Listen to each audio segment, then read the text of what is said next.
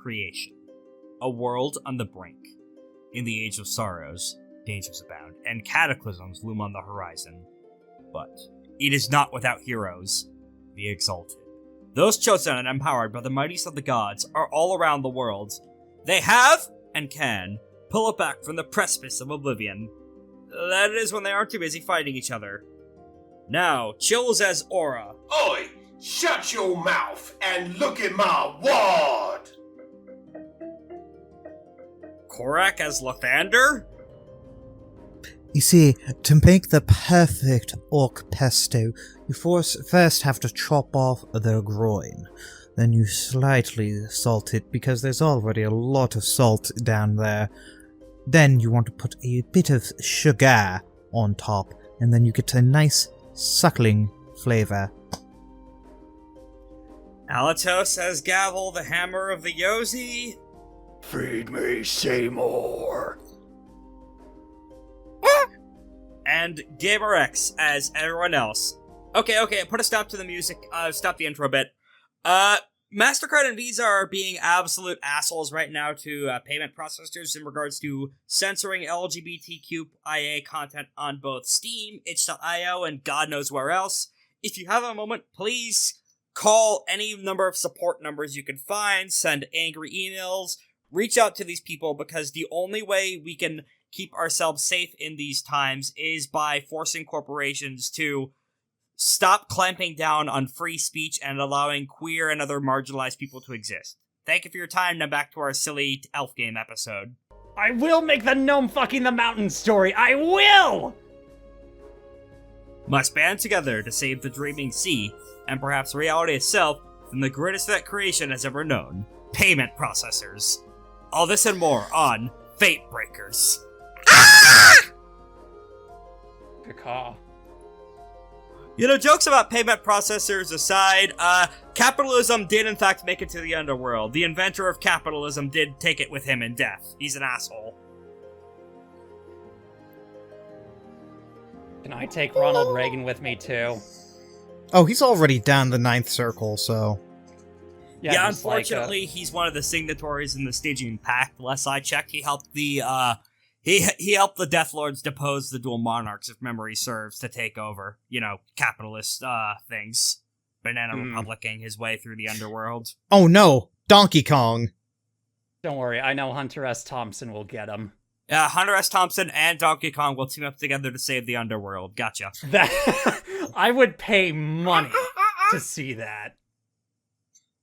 That actually does... what's up? Have you guys been playing any videos lately? No, real lifetime has been taking up a lot of that, although I had a great time at local convention, where I received a lot of good riding advice.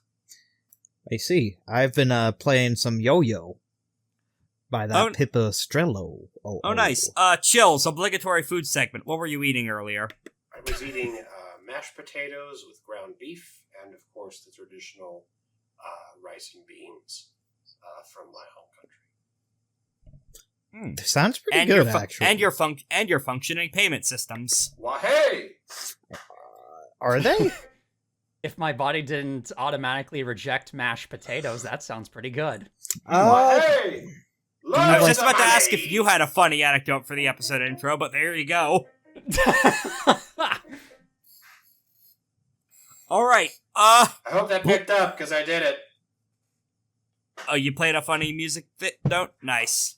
It'll probably pick up in recording. Hold on. I'm gonna get it up closer. Here we go. Oh, this thing is heavy. Oh, God. Da-da-da-da. Sorry, I had to. No, I can't do that one. What can possibly go wrong? What can possibly go wrong? Don't worry, Toby already beats me with carpets. Oops. Oop, carpet. Or does he? Carpet. Whenever he announces a new part, he just comes into my room and hits me with a carpet. Check it out. I'm in the house like carpet. Oh. Carpet! Oh, God, this thing is enormous. Carpet. I wish... You ever carpet on my carpet till I arp it? God. It, like... perfectly within the breach here of my fucking of my setup. But it doesn't fit quite right. Like, it's just right underneath. It doesn't like fit exactly where I need it to. So I'm just like holding this giant thing, preventing me from like getting closer to my microphone. It's crazy. This is scary. Bloodnail, what happened last time? I was wondering if you were ever going to show up with how many bits you were running before starting this. For someone so keen on pushing me into action, Nothing you were happened. quite keen Let's on wasting continue. Time yourself, hypocrite. Okay, yeah, that's fair. That's all well and good. Jeez, I just want to hang out with my friends. Yeah, way to make Korak sad, Bloodnail. Shame on you. You have no right to detain me from your side of the fourth wall. I, as words, will live forever, whereas you have a scant 80 years left. Yeah, that one demon did predict Altos will die in 80 years of organ failure, but that's generally speaking true for all causes of death. Back to the fucking recap, man. If you insist. Previously, I opened my courts to the Hammer of the Yozi and her entourage, who informed me about preeminent issues regarding threats from the underworld. And while I maintained several times my domain would be perfectly well protected, there would be a considerable impact to the rest of creation, which would cause further impediments to my own plans down the road. As a result, I will be dispensing my forces to aid on the final assault when the time comes. But with their own Danes on Prasad, I will merely accelerate my own timetable by a matter of decades once they have finished defanging the dragon. Oh, and there was also this issue about another Heart Eater. Line? No, I finished it. The last of the ally circuit the gang has been building up for their assault on Prasad in order to cripple their expansionist agenda was stopping over at local lunar warlord Bloodnail's palace and exhaustively convincing him, yeah, you may have centuries to wait and act and stuff, but someone's hovering their fingers on the dial that makes the whole world shitty. Like, they're literally doing that one drill bit of cranking the dial that reads misery, and looking at the audience for approval. Let's see, other anecdotes from what happened last time, I believe. Notions of flying camels, and Prasad has summoned a second circle demon of their own to counter your own advances. Sigareth, the player of games. She's a Yu-Gi-Oh villain. Oh yeah, that's right. Yeah, several omens of the presence have been made apparent, and will probably show up once again inside the opening when we get into there later. But does anyone have any session things they would like to do before we go into the first step of the big war venture? Yes, I wanted to spend one of my banked milestones to obtain Flickering Shadow Evasion. I figured since I'm usually just like rolling into combat like in close range and like getting into scuffles, and I'm not really the tankiest person, I might as well use my big huge evasion for something, my big huge athletics for something. So I decided to get some defensive stuff.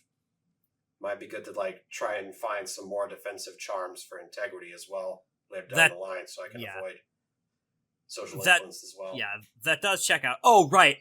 The lunar lease of many skins was executed at some point, and unbeknownst to the players, inside Kamthahar, the Prasadi capital, which frees up the lunar exaltation, but their death may have been part of like a Lelouch v Britannia final scheme. Unclear as of the moment, but Zero Requiem may be beginning. But beyond all of that, enemy tactician for this war is not one of the Kantahari locals from the royal houses of Orphis Bawaro or Akatha. It is instead an out-of-towner the first wife of the war god Ahlat, Ivory Edge is this individual's name. Camera briefly zooms in on her as she is standing at what looks like a suspiciously modern game table with the green felt, the pool cues, little cup holders for drinks, dark skin, hair seems to be an oddly, almost luminescent blood red that has been carefully braided backwards. She takes a lot of vibes from Gerudo, definitely, and long pierced earrings that seem to just have knives pierced into them. Very, very tiny knives. Wearing what seems to be a general's uniform and just a shepherd's habit, just crudely stitched together. That, as the camera moves as she's shifting in position around the table, you could see some orichalcum plates underneath it. Instead, on the chair next to her is a box. She speaks to the box, and then removes several game pieces from it, positions them on the board as such, and Sigareth spends 5 motes. Oh. For the circle, on the morning of the day before you make your move, now that Bloodnail has given you intel on where to hit, his suggested point of striking, naturally, is one of the big Jade mines for the Prasadi capital. Because they have so many Dragonbloods, Jade is, of course, the most common magic material, so it would make a lot of sense to hit one of their major supplies so that while they're still reeling and ramping up for the war effort, that would be hamstrung so you could keep putting on the pressure. Effectively, he's having you hit one of the big oil rigs, but magically speaking. That would be, Ashkai, one of the, Orphis, led houses, which is not the great house currently in charge of Kanthahar. They kind of rotate, trade off who is in charge of, the Empire every generation or so. Right now it's Bawaro's turn, and it was supposed to have gone to her son, who is AWOL right now. Just gone without a trace, sailing the dreaming sea. Weird that. That's also something Bloodnail has made very apparent, is over various strategy talks.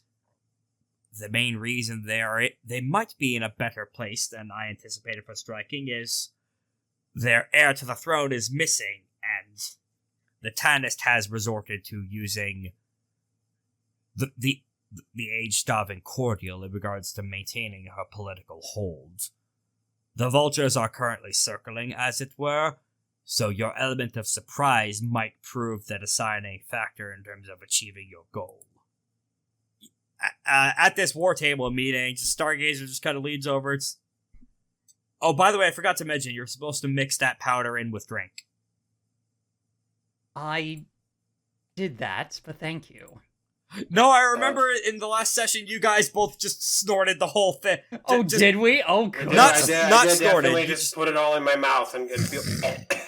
Yes. Oh, yeah, right. Fair enough. Oh, you hear that? We like it here. We duking them nukums till we ook 'em. I should know that was my proof of concept batch. It will take significantly more time and resources to make more, but I'm sure from whatever we're able to take from Prasad, we'll be able to secure more long-term works for us. Can I have a cup of water, please? Yeah, Abigail hands you a cup, and she just kind of marvels. I actually have been receiving a dose myself, and I have been... It has been doing wonders for my body. And she bends down and touches her toes. Gavel, she hasn't been able to do that for as long as you've known her for your entire life. Oh my god. Wow. I've never been able to do that forever. That's impressive. Yeah, it gave the bone softening juice. Parentheses positive. Mm. In any case, in the midst of this conversation... Excuse me. All of a sudden, something like this, flickers into, your view. Oh.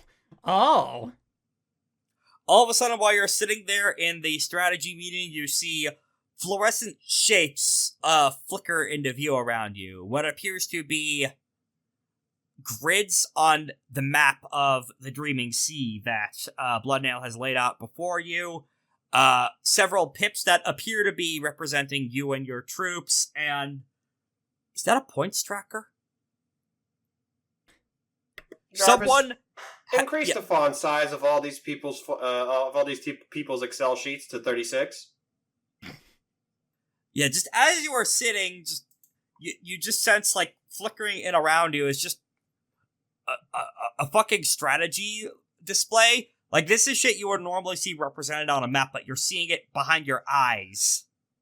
It's disconcerting, and normally you would need to write this shit down, but it's just wherever you look. That's scary. What does it say for the score marker? Side Ashen Ones, 0 out of 6. Side Empire Prasad, 0 out of 6. Okay, so at least we're even for now. And additionally, you see several names of note. You see Ivory Edge has... you see a chair marked for Ivory Edge, whoever that is, in the far distance. And then... Yeah, the equivalent commander slot with the little crown on it. You just turn your gaze and Gavel has the other one in this whatever's going on right now. My. A small message in Old Realm appears at the very bottom left of your image. Enjoy. A message addressed from Admin Cigarette, the player of games. Oh, great. Yo, Cigareth? That is a weird name. Cigareth, master of games. I'm sorry, I thought that was Yami. An alternate translation. All Ten. alternate translations of her name, depending on language. Anyway. Gamers. Enjoy, huh? Done quick. Welcome to Gaming Done at the Wick with Gamers Well, Done I Quick. suppose I do enjoy my little strategy games, so I guess someone out there is looking to enjoy a bit of sports with us. There is a typing notice coming in from Ivory Edge. It just lingers on that for a few minutes. Aura looks into the middle distance and regrets that the player playing her is much stupider than she is in character. This is someone setting up a magic Discord call. No worries. Or I more see. like a magic civilization chat. Inside a Discord call? More likely than you might think. Hey, yo, are we having a Discord call out? Yeah, message from Cigareth. Would you care to wager anything on the first round? Smile. Yo, we have a Discord mod? Do they message? This is, you feel a tiny psionic ping as she is addressing all of you in turn. Anything you would wish to wager? How does one respond with this thing? You see the words, how does one respond in this thing, appear, by Gavel's name in the text box. Oh, Josie, damn it. Alright. You don't.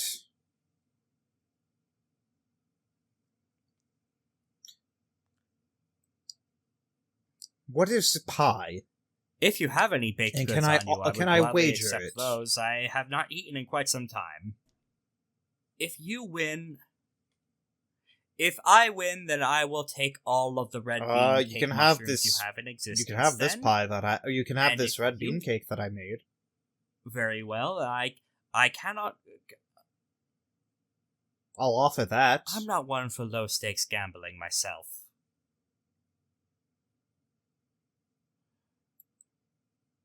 I don't need to. No. If you are trying will to trick take me by one. stealing my shape, I am afraid the process is quite complicated in regards Are you to sure it's low stakes since you said that you haven't my eaten in a while? case. What Are you is saying your that- wager?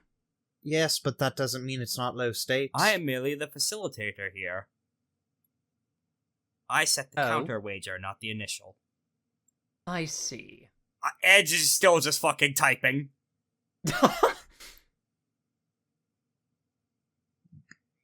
You'll also see another crowd icon log on as the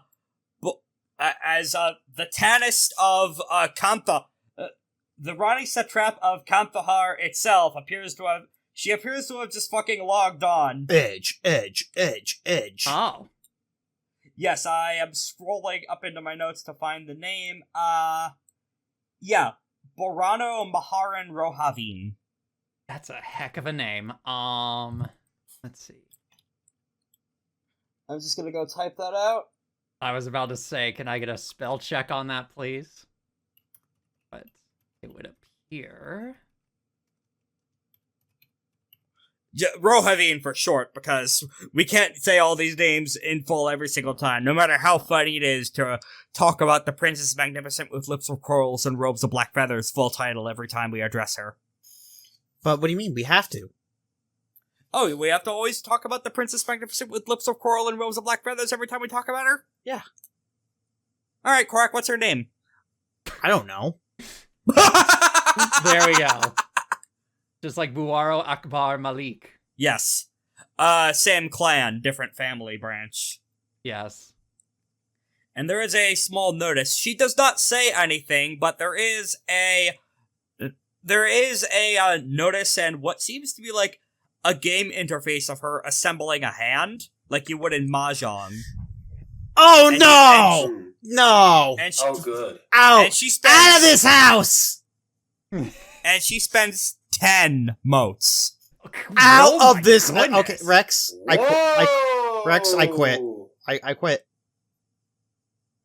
Mahjong? I quit. Abort scenario. I quit. That's it. You can't tell. I quit, Rex.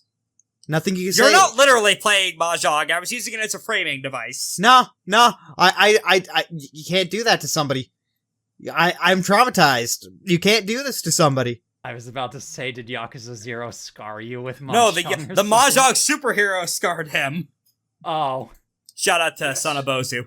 Many Yakuza streams later, he was scarred for life. Forgot about that. Hey, I haven't played Yakuza in forever. I know, but you're still scarred for life. I know. For life means for life. I know. You see an at notice from Edge to Rohavin. Little early, but I can work with this. Out. Get out of this house, foul Satan.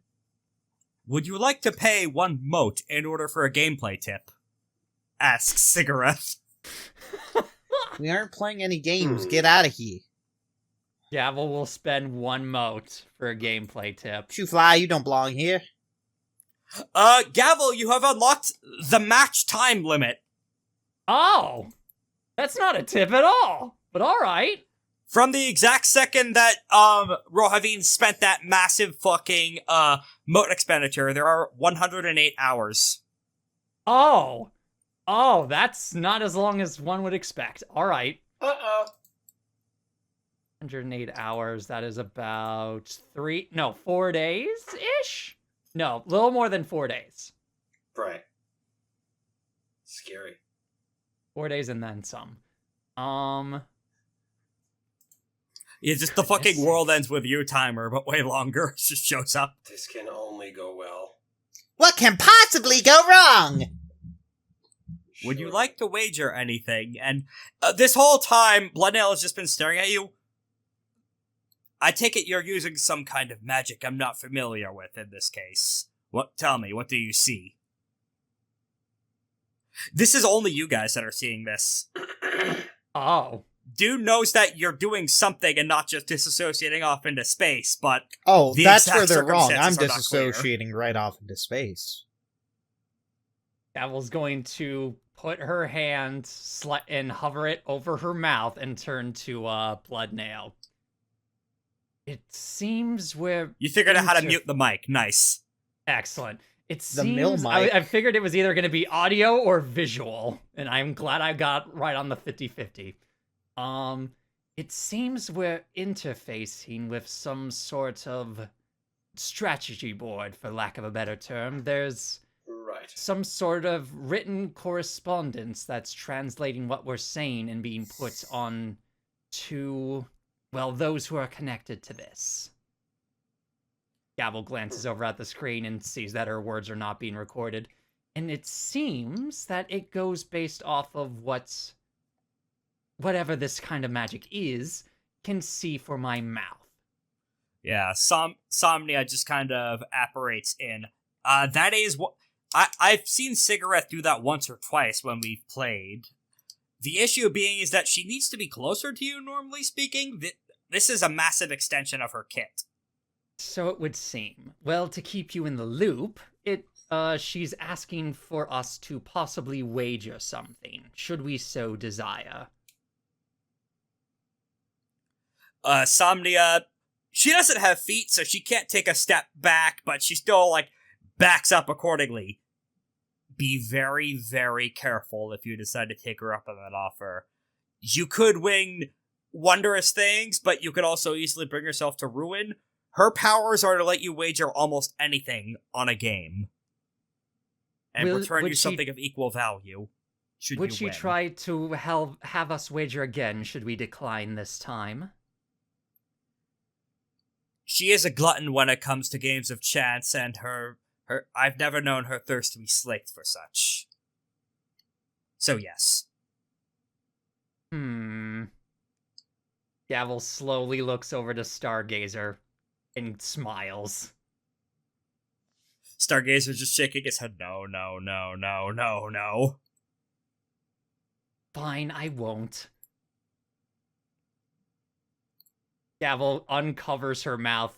No wager this time. I want to see how this little game is played first before we start getting to the good part. Cigarette.mod is typing. The first of these games shall be Capture the Flag.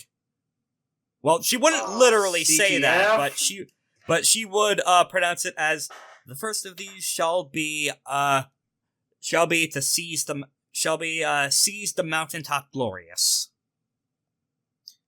I'll show you which my would interpret as C's. Capture the Flag. I will play this game. I have 1,500 hours on Team Fortress 2. I am sure I have the most experience with Capture the Flag. Yo, you mean you work for Manco? Not quite. Oh. I do it. I'm on salary right now.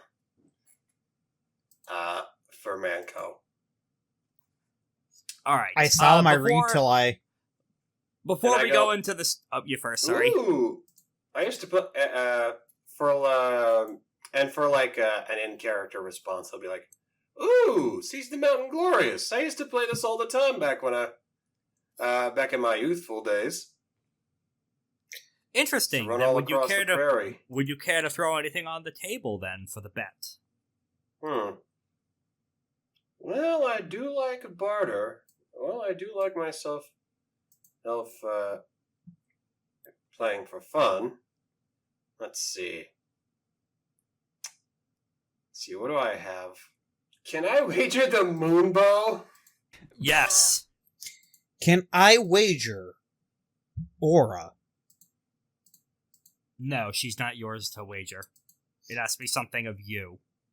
How about this? Ah, but that's where you're wrong. I gave Aura form.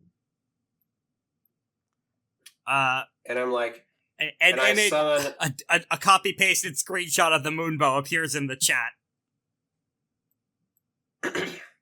In true Team Fortress fashion, we are wagering weapons in this one. Wait, why aren't you wagering hats? Hey man, hats is serious business. I want to test the water first. We start with a weapon, then we get up to the hats. An adamant bow and arrow set. Should you lose, then I will claim this as my right. Should you win, I will double your bets and return to you a wonder of equal value and make. Neat. The deal is struck. And as for the Lunars, is there anything you would like to wager? I'm gonna have Nue make a roll with her tertiary pool, see if she can resist the allure. The allure. The allure Ambagada. Anything you'd like to do, Lythander, for For selling Mephisto your marriage? You actually rolled well on resist temptation there. Lovely. Sure. That's I my will wager pictures of Spider-Man. I'm doing irresponsible bets. I'm doing enough irresponsible betting for the both of us. I am not sure where you got portraits of Atora, the Spider King in the Northwest. Well, that's because I'm from the Northeast. That far up here? You crossed an entire direction to come to this neck of creation. I'm not interested in bartering for pictures of someone who owes me $20. Now, she wouldn't literally say $20, but 20 he found a way Elytron to that man found a way to weasel out of a bet to me, and I abide, and there is nothing more I despise in Yushan, Malpheus, Creation, or anywhere else than a cheater. I am not interested in pictures of Altora, thank you. What about pictures of me? Are they high-quality pictures? Of my assets. Show me. No. Then that is not then why would we ever play then? If you already know what it looks like. As this conversation's going down, Gavel, you see the timer continue to tick down. We don't have time for this. Tick-tock. Only Gavel sees the on timer. the clock. Unless you want to go in on cigarettes microtransactions. That's what it is! I mean, you're not wrong. But at the same time, we only have... Gavel checks the time. I presume it's like 106 It's hours been like... in... Yeah, it's been... less than that. It's been like 5 minutes. Oh, okay. We only have 107 hours to get this objective done. Yeah, at this, Blooddale just kind of takes a step back. I do believe with the aid of my pantheon, you should be able to reach the mining village in 3 days, so you should have sufficient time. Though the exact number, 108, I do believe that is a cursed number according to some cultural touchstones I've heard from other Shahanyas. Not surprising a demon would work in those intervals.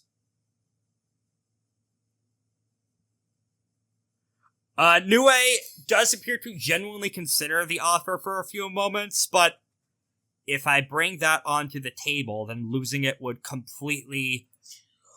I would not be able to fix my mistake at all. And from the background, I'd like some fucking limbs back. Oh, you don't get those back, dear. You already have them. I accept the wager.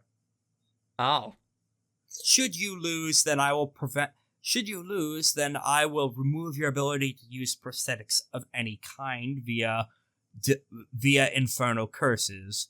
Should you win, I will give to you a set of prosthetics that will near replicate your missing limbs. Done. So The deal is struck. How is he supposed to participate in hide and seek with no limbs?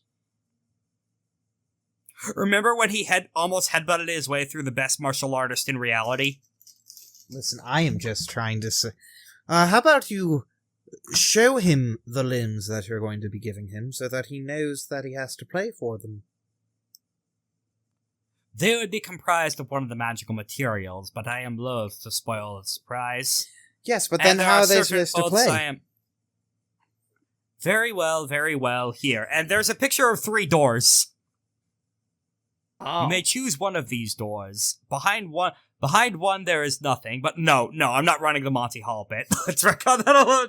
This is getting too silly, even for a pretty goofy-ass session already. Pick number 3, my lord. Is Sisyphus happy? Anyway, I do not go back on my word, sir. And I will confirm here and now these are high-grade prosthetics crafted from magic, able to bond to your stumps with minimal fuss and pain. Lythander, he's completely ignoring the prosthetics you gave him.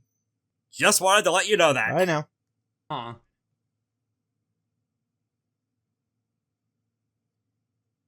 Just know that I will make sure that he will go home limbless now. You could certainly try. Oh, trust me, we're playing hide and seek, right? I have nothing on the line here. No, we're playing, capture the point, Capture the effectively. Point.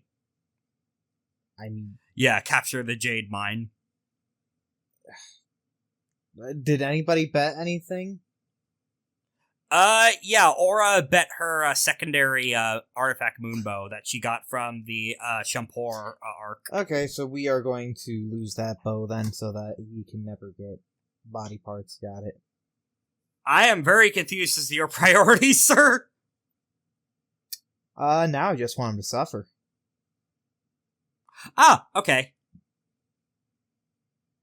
Alright, let's go ahead and get to the war venture. We've kept people waiting long enough. Alright, this is going to be a war venture with, 6 steps. Edge is a very skilled commander, as resulted for, as what happens when you marry a war god. That covers about 1/8 of all wars in creation. Aw. 1/9, actually, counting the center. Anyway. Tricks are ambush, for attribute plus stealth to lure your enemies into a opening strike, back to the sea to force your enemy into a, negative circumstance, call to duel for a one-on-one bet. We're probably not going to do that this session. Demoralize troops, committing espionage or committing sabotage. I think either sabotage or what was the second one? Espionage. Espionage. Okay. So those we usually do pretty well on. Any of these pools can be rolled with war instead of their normal stat, I should note. All right. Does anyone have any particulars? Otherwise, Gavel's probably I gonna do have choose one thing in regards to notes that Edge would be using from her charm suite. Pulling it open to there. One moment. Oh, that's not in this one. It's give me a second to look it up, but you guys decide on tactics first as I pull up the exact charm she's gonna fire. Do either of you two have any particulars that you're thinking of? Otherwise, Gavel will either be doing sabotage or espionage. Probably leaning on sabotage. Going once. Going twice. Sold to the Aura in the hat. Alright, Aura, which one do you want to go with then? What are my options, sorry? Espionage or sabotage were the ones being seriously considered, I think. Yeah, I kind of like espionage. Okay. We don't have too much information on them as of yet. On like what they're packing, the kinds of stuff that they're doing. So it would be nice. It would be helpful. Alright, in that case, this would be your choice of awareness, sagacity, or war. Awareness, sagacity, or war. Got it. Let's see.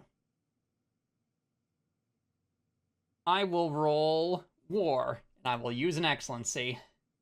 Alright. Sounds good.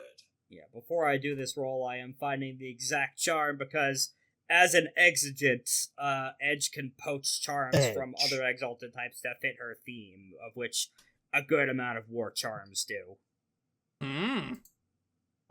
Alright, big money. 6 successes. Good, I found this. I am going to ask Gavel a number of questions as she procs General of the All-Seeing Sun, but reskinned to fit an exigent. Wah. Which enemy unit is the most vulnerable and which is most dangerous out of all the troops in your command? Okay, so by enemy, I'm guessing... You. Okay. So what is my top what? Which enemy unit is the most vulnerable, and which is the most dangerous out of everyone at your disposal? Okay, the most dangerous? That's a tough one. That's either Star... I would say that's... No, the most vulnerable is probably Stargazer. This also includes player characters. Oh, I see. Okay, I'm gonna keep my answer for most vulnerable. It's probably Stargazer. And then most dangerous, Gavel would probably say Aura. Okay, another follow-up question being I am spent. dangerous. Another follow-up question being spent with another mote is something. What is the best way through or around you and your troops? What is your weak spot? Let's see. Gavel would probably say the weak spot is dependent on how thin the troops are spread out. Yeah. The downside of winning all these wars is that formation might be getting a teeny bit sloppy. Yeah. Alright, that's gonna be it for now. You wanna... I don't know if you... I don't think you actively get any pings as to this is what she's doing. This is just Ivory Edge being good enough at her job that she's able to anticipate commands and proper stuff based on other information she's gathered from prior engagements with you guys from the Wyld Hunt. I see. This isn't mind reading. This is just calculations and shit. Alright, in that case, she is also going to be committing a back to the sea action. And she is going to be spending a war excellency alongside this. 6 successes. 7 successes. Wow. 8 actions can help if any of you guys want. What do I need to aid here? This is an espionage action, so you could go ahead and make a stealth check as you are planning the infiltration. Alright. I'm gonna use an excellency. Okay. I believe in you, Cora. And these are d10s. Roll 20 is one of the programs of all time. Gavel, that means you get to roll 4 more dice. 4 dice, you said? Yep, you need 2 more successes because they're the defenders and they win ties. Big money. No whammies. Darn it. 1, 2, 3, 4. Are you serious? I don't believe that. That was you, accidentally clicking something weird, right, Altos? I wish. No. Holy shit, you've actually lost a war step. Oh, Huh. goodness. Been a while since that's happened. I think this is only the second time in a campaign that's happened. Yeah, I think so. Huh. So, the back to the sea action as I scroll back up to the war step. This is going to put everyone at a bad fucking advantage because they knew that you were coming and they have successfully managed to spring a trap whenever you... How would you guys... Okay, so... let's restart this sentence. Bloodnail's plan, effectively, is to... He has a god of the depths at his disposal, a local god of tunnel systems, who is looking at all of you as he calls them in, but especially Gavel, with utter petrification. Oh. I am reasonably sure she won't eat you, given that you'll be aiding her. But she's friends with the God Eater! He calls himself the God Eater! And he do be ballin'. Mm-hmm. He also gave you a recipe book. Unfortunately, a large amount of the recipes require ingredients only in Malpheus. Ah. There are substitutions you can make, though. Oh, that's bad for you. Reduce the losing side's battle group's defense and soak by 2 for the fight. Oh, wait, say that again? Yeah, the Ashen Ones are gonna be pretty fucking vulnerable. Okay, let me see if I have anything that could help with that later on. In any case, Bloodnail's plan is to effectively, have the god envelop you within his body because he's in like a tiny human form. He's gonna grow into like a mini sandworm from Dune, and you'll just be riding atop of his body in a bubble, bursting through the mine to attack. They won't expect an attack coming from underneath them, is his thinking. Now, the bad news is that actually they did expect that attack coming from underneath them because Dragonbloods could sense the fucking earth, and there's at least one Dragonblood overseeing the mine, unbeknownst to you. Let's just have a brief... I'm just going to go copy-paste a map from this DeviantArt link to represent rough range bands and other shit. Thank you to Hassly, Hassly, for using this image. Not putting this in the video itself. We're just using this strictly internally for, like, references. Indeed. In any case, after several days of voyage, you receive disturbingly way less communications than you would expect from your quote-unquote opponents. At least from your primary opponents. One ping is aimed at Lythander several times from a Excelsi Sohan. I'm coming back for you, motherfucker. You owe me for stealing my goddamn boat. And then you receive an invoice to pay him back for the boat. Wow. Lythander, please roll Fortitude Integrity to avoid the overdraft fees for the boat of the soul. But in the meantime, after several days of travel, as Korak may have stepped away for a moment, so we'll come back to that in a moment. Popping out of the ground in a mine. What strikes you at first is that while you do see Jade as you do see Jade veins as you're tunneling through the earth, like, wrapped inside of this god, it's way less than you would have expected for a mine in a country as rich as Prasad is supposed to be. They're supposed to be located on, like, an entire fucking mountain made of jade, after all, like, that Kandahar is partially built around near the Summer Mountains. Even relatively on the Empire's outskirts as this place is, there should be way more jade than you're seeing dregs. This mine is running thin. And beyond that, you do hear what sounds like rhythmic... Is that marching? And... moos? Why do you hear mooing? Huh.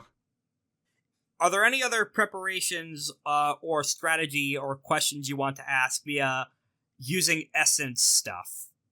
Like questions to the GM charms? Like unwoven Quadricator on enemy strategy or other assets? I was thinking of using Unwoven Coagitator. More so in question of what's going on with this jade mine and the suspicious lack of thereof. In response to that, Ivory Edge is going to be activating a sub-mode of that solar charm she's poached. Shrouded Field of War. Allows it to block an enemy's magical attempt to determine the solar zone strategy. If they're allowed to ask questions, he may plant false answers by spending 2 motes each. If they must roll, the roll suffers a 2 dice penalty if their essence rating is higher than his, and a 2 success penalty if their essence is lower. So the false answer that you get provided in this case is that... You know, to think of how she would best phrase this. It's being used for something else now instead of for jade mining. That's just to cover for what it is actually being used for, is effectively mass binding and summoning of an elemental army. Okay. So this is a different step in the military process. This has been repurposed as. It's just essentially a factory for creating, churning, drilling, and equipping earth elementals as a war unit. Okay. That's what Gavel thinks, at least. Yeah, indeed. Which, that would be a pretty reasonable assumption to make. Unfortunately, reasonable does not, no empire is ever reasonable. They all kind of go fucking crazy. Eventually, yeah. Yeah. In due time, this happens. Maybe experiencing that now. Anyway. I would note there also is one other ping in the Discord. It's from Raimi. There is a little picture next to everyone in the fucking war chat that Sigurith has got going. You recognize this guy from the Wyld Hunt? You took his eye. I forget who it was that dealt that blow, but this was Malik's nephew. Oh. It just says, "You'll pay." Oh.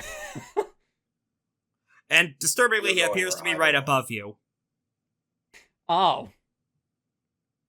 As he is using, feeling the Earth's bones to, hey, an ambush is coming, everyone get into position. Oh, You're good, understandable. man. We were able I thought to I said maneuver- something. I'm sorry. No worries. We were able to maneuver around that via charm clashes. And the upside of her having to do this is that she'll be starting the battle -2 motes. Okay, we'll figure that out next session, right? What We if might be I- getting into at least some of the fight in this session. But what if I... interesting. She blocked all my... She can use motes to block or like feed false information from questions. But what if I... Mode of discerning technique... She can only block it if it's directly related to her battle strategy or warfare. Right. So if you ask her other questions, then go ahead. Does that mean that I essentially just get to drain motes from her with this action? I can trade my motes for her motes essentially. Every time I get a good question. Those questions might not necessarily be relevant to the war. I will warn you now.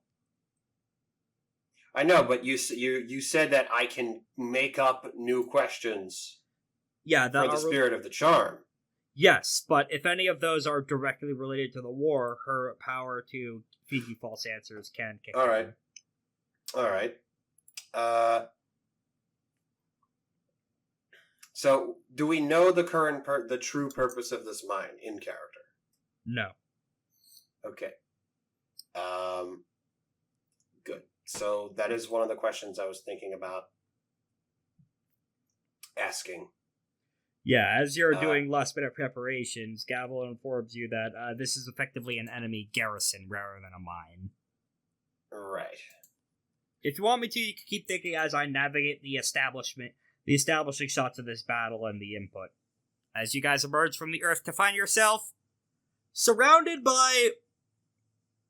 Well, you are surrounded, even as your troops just spring out in like a giant crowd of 1,000 guys. They are met in equal and opposite force in this giant underground cavern the size of a football field by cows? Cows with automatic crossbows and flame piece cannons equipped to their backs. And wielding what I can only describe as cow tools.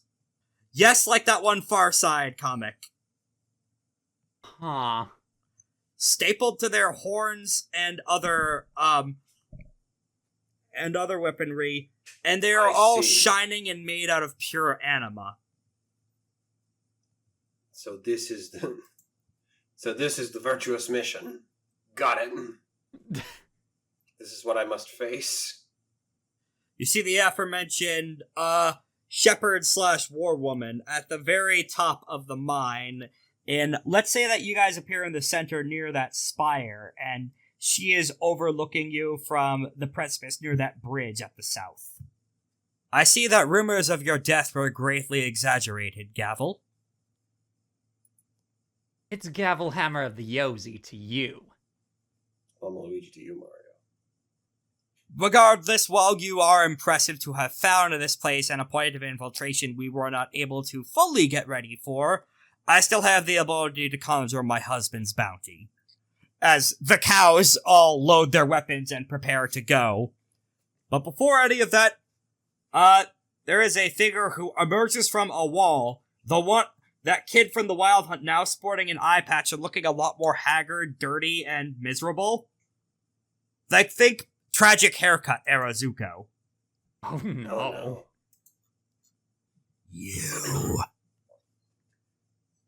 And I do think it was Lythander that took out his eye via a Death of Obsidian Butterfly's blast. Maybe.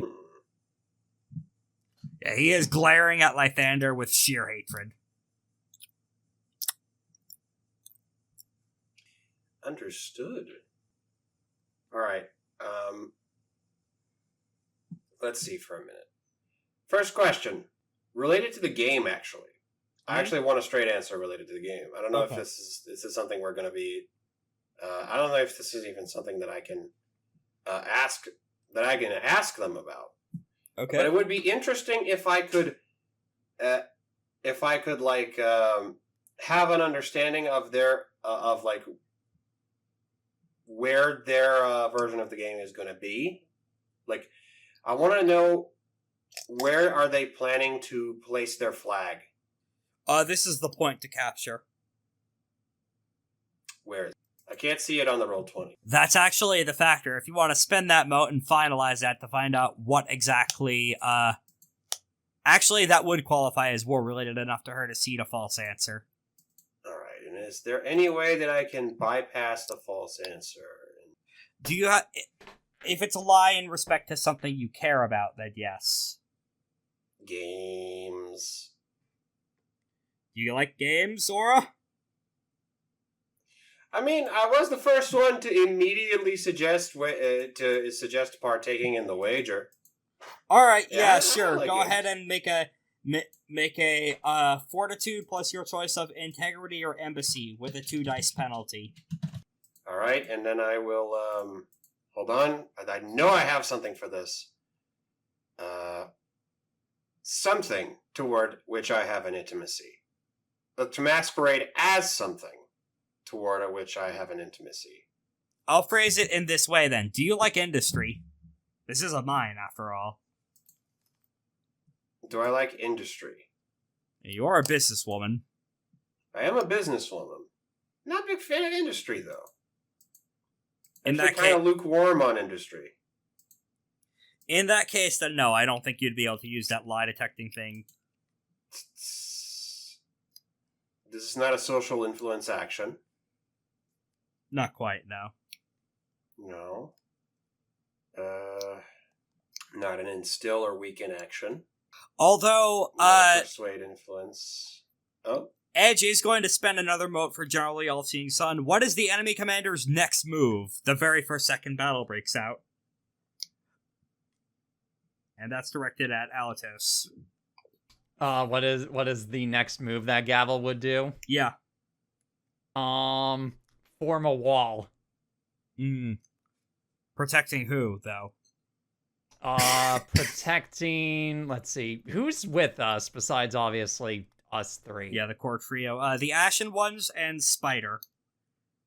Nue had to go off in order to handle, holding back the Heart Eater, because she announced her plans to try and do some whole shit on, the Prasadi, Divine Court, and she is attempting to go and hunt that down and distract her so that she can't body jack an entire pantheon.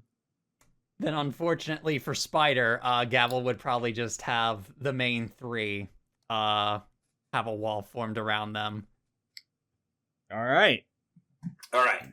So yeah, I think I'll just roll the thing with the 2 dice penalty. Mm-hmm. Good thing I have an excellency. That's 5.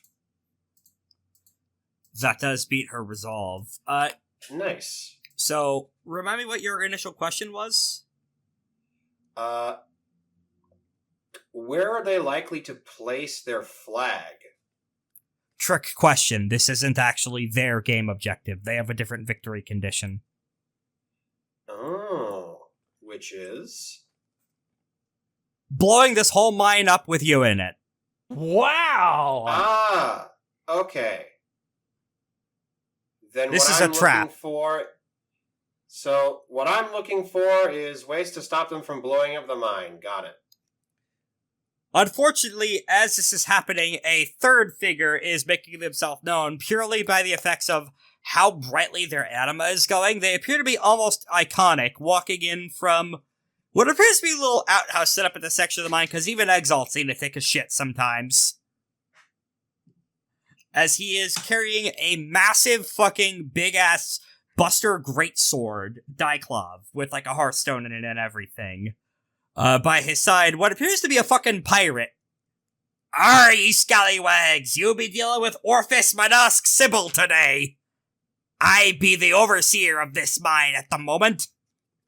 And as a corollary to this trap, I don't know if you realize the specific Dragonblooded magic that is being channeled here, but he appears to be wearing a half of a Jade amulet, comprised of all 5 colors of Jade, that all of his anima is being massively, like, supercharged focus into, and is being linked to someone else. Out of character, he has the focus point for the bomb. Oh. Oh no, so... This is not a suicide bomb. He will survive the attack. Oh. And this is the specific so I gotta ability take him that down is going before to he be... explodes, is what you're saying. Potential. That seems to be the case, yes. This is what he's charging up out of character. I think I've pasted this in before, but I may as well reshare it again. Oh boy. Okay.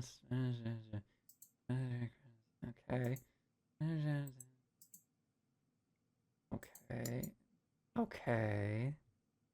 He's concentrating. I'll just drink as you read this. Difficulty 7, environmental hazard. The size of a small kingdom, so this is going to reach way beyond this mine, and in fact, detonate the Orphis mining town and a bunch of the surrounding environs. This is going to blow up half of France. That is insane. Okay. I see. Would a distract gambit allow me to, like, cut off his concentration? He's not the one actually focusing on this charm. He's just the funnel for the business end. Someone else on the other end's firing it. In the other end? Where? Back in Kandahar! Oh no! Let's see. You telling me I gotta run all the way to Kandahar?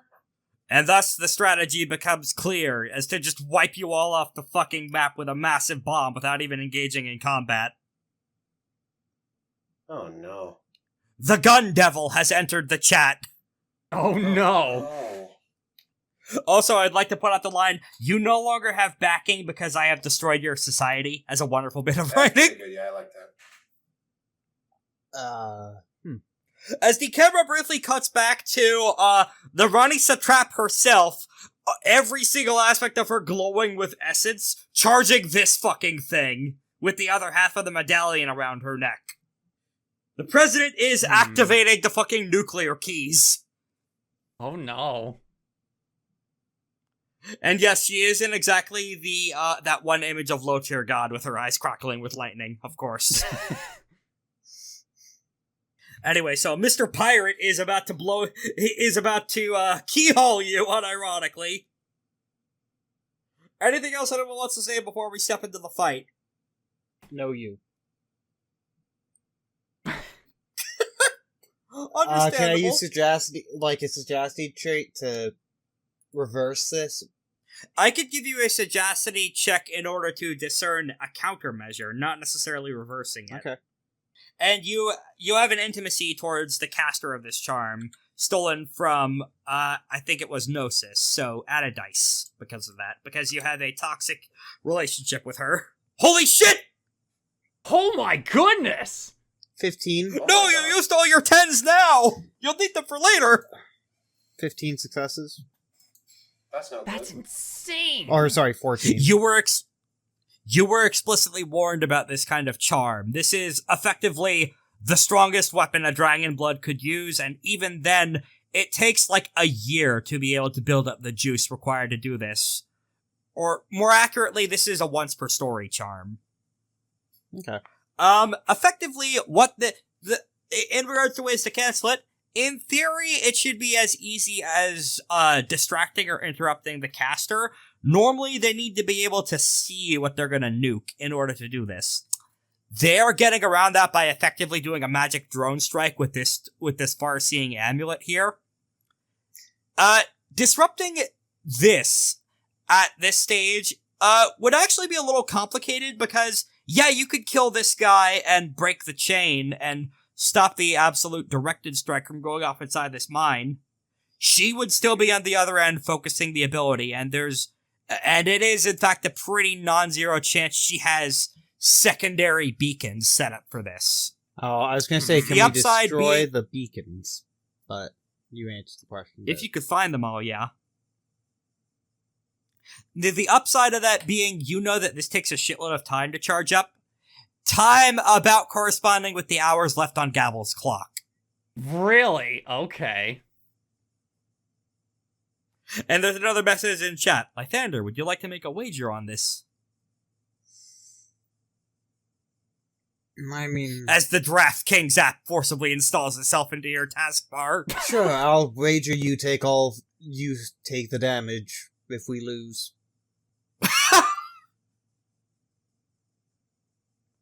What? If you lose... No, There's a higher chance of us winning, you know.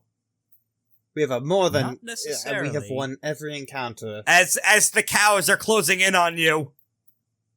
We have not lost once. Yeah, well, just I don't know what you're fucking talking about. You didn't get put in a fucking crater. Exactly, oh, yeah, I have not to you lost times. once. I bought multiple copies of Ox Body. I mean, that is true, I have. And it's been saving your fucking ass. You're a fucking tank.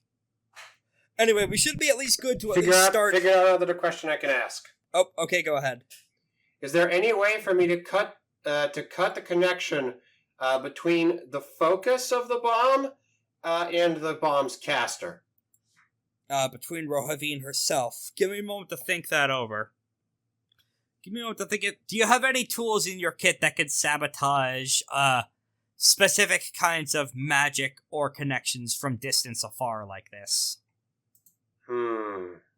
There might be one thing that comes to mind. I do have one thing that's not necessarily that, but it is close. I have bureau breaking method. This isn't bureaucratic. I'm sorry, but adventure. But it's a venture. It is a venture. Yes. Yes. The exalt must spend a scene sabotaging a venture or bureaucratic task. Ah. Yeah, this is a venture in order to charge the mega spell. Through mere speculation, the Solar sabotages the exalt, their enemies. This exalt may sabotage a venture by just speaking about it, whether or not they know it is occurring. The downside of this is that you would need to spend a whole scene doing that, and you are about to get jumped by an army. So this could work for sabotaging the secondary beacons, but you're going to need to fight for your life in a moment. Alright. There is one thing that comes to mind potentially that could cut the Gordian knot, so to speak. In order for her to be able to focus this kind of magic, she would need to at least be able to physically see and hear out of it. If you could distract her via social influence or just getting her attention. Right. So, wait.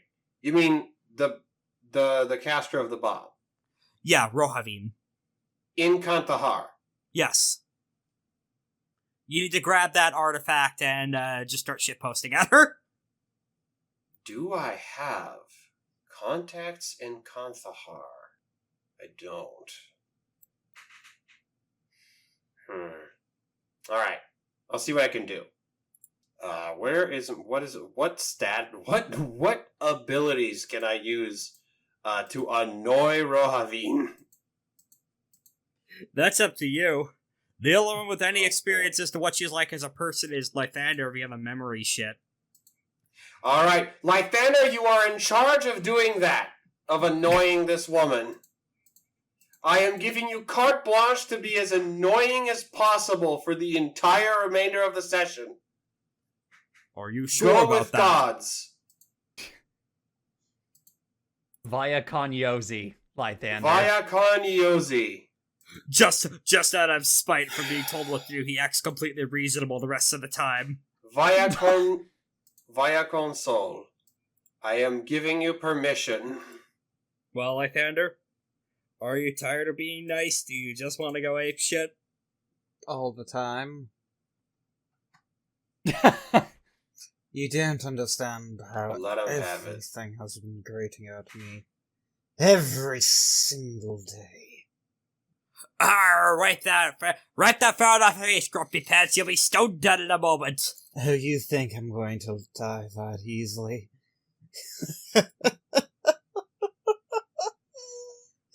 Why not? The last looter we killed did. Oh, you must be so pathetic. Mr. Pirate just primes his sword and just does the Cloud Strife Buster sword twirl in response. Oh, wow, look at me. I can twirl a sword as if it wasn't weightless. Listen, we're all superhumans here. That sword weighs 5 pounds at most. Not even a child could do that. So you really want to do this? Alrighty. I'm going to... But I put my hand on Lythander's I'm shoulder. going to continually build giving you will my actions blessing. now. I'm just going to be sitting in the this is back probably one building Lythander. will until I just explode. I'm going to just sit in the back, gaining power. By the way, Then I am we're going putting to my start the hand on session Lythander's because... shoulder. I am putting my hand on Lythander's shoulder. Lythander, believe in your power. Believe in your heart and your soul. I believe in you. You can do this. I have faith that you can annoy her so much Get out that the now. bomb thing doesn't work. Alright, we'll go ahead and roll join battle then. Let's go ahead and roll for Rohavin. Mm-hmm. 11. For Pirate. Wow. Holy shit, 11 successes on Yeah. join battle? Oh, I should probably roll join battle. God Sorry. damn, Korak. 6. Oh, you really were backloading all your good rolls this whole campaign. Oh, 10 Also, successes. mine was also pretty good. Wow. 4 successes from Le Perret. And now for the cows. That is 8 successes from the cows? Nowhere near enough to beat you guys. Players go first. Wow. Party consists of the 3 core, Ashen Ones, and Spider. Enemy combatants are Raimi, Edge, Pirate, and the cows. Oh, by the way, this is another solar charm that she posts of just summon animal army. Oh, that's a crazy kind of charm. Wow. Oh my god. Yeah, Ahlat's also the god of cattle, so she used the bull mode of this charm naturally. That's hilarious. Gavel's just gonna look over at Spider. Spider? What? They're not on the list. Fetch me their Fucking souls. finally! Alright, you guys want Spider to go first then? Feel free. I'm fine with it if the rest are. I am too. Lythander, remember the plan. What plan? Kill them all? And I lean over to Lythander and explain to him. Okay, so like, that you see that pirate right over there? Yeah. So all the way over in Kandahar, there's this lady who is using him as a catalyst. So to rip release his a soul giant out, bomb. got it. Your true object. Hmm? No. You don't understand. Even if he dies, I think the bomb still goes off. The problem, the thing that we got to do is somehow sever the connection delay or sever the connection between the bomb's maker and the catalyst. So what I need right now, we are in Right now, we are in a group chat with the bombs maker. So what I need you to do is to annoy her as much as possible for as long as possible, while I figure out a way to disable their connection. This should give us enough time to get out of this fight, to win this fight out with our own merits. Can you do that for me? Can you use your power? Sure. Thank you, Lythander. You were always my favorite. Sing around hell. Alright, in that case, Spider is going to be going first. He's going to be activating Battalion Breaking Shout to try and immediately scatter the cattle. That's under the presence. Some charms. Lovely. Back up into there. Must immediately make a route check. Whereas succeed or fail, reduce their effective drill by 1. Also, Rex, could you place you have the map on you, don't you? Not on Roll20. I posted it in the Discord chat as a reference. Oh. Yeah, you're all starting in the center. The Edge is at the bridge. Pirate is at the bridge at the south. Pirate's at the North Hole, and the Wizard is also near Edge. Do you not can you not place the map for some reason? It's on my other monitor on my laptop. Okay. Sorry. When we resume this session, I will have everything placed. But anyway. Okay. Yeah, I'm gonna have to make the route check for the cattle at difficulty 5. Nope, that's not right. 7D 110s. The bravest cattle of all time. God damn. Pretty And much. only 7 successes. Oh, there we go. Wow. I think that failed. That did, yeah. Huh. I should note, these cows are mindless as anima constructs. Dawn derivatives like Dustcast can scare mindless creatures.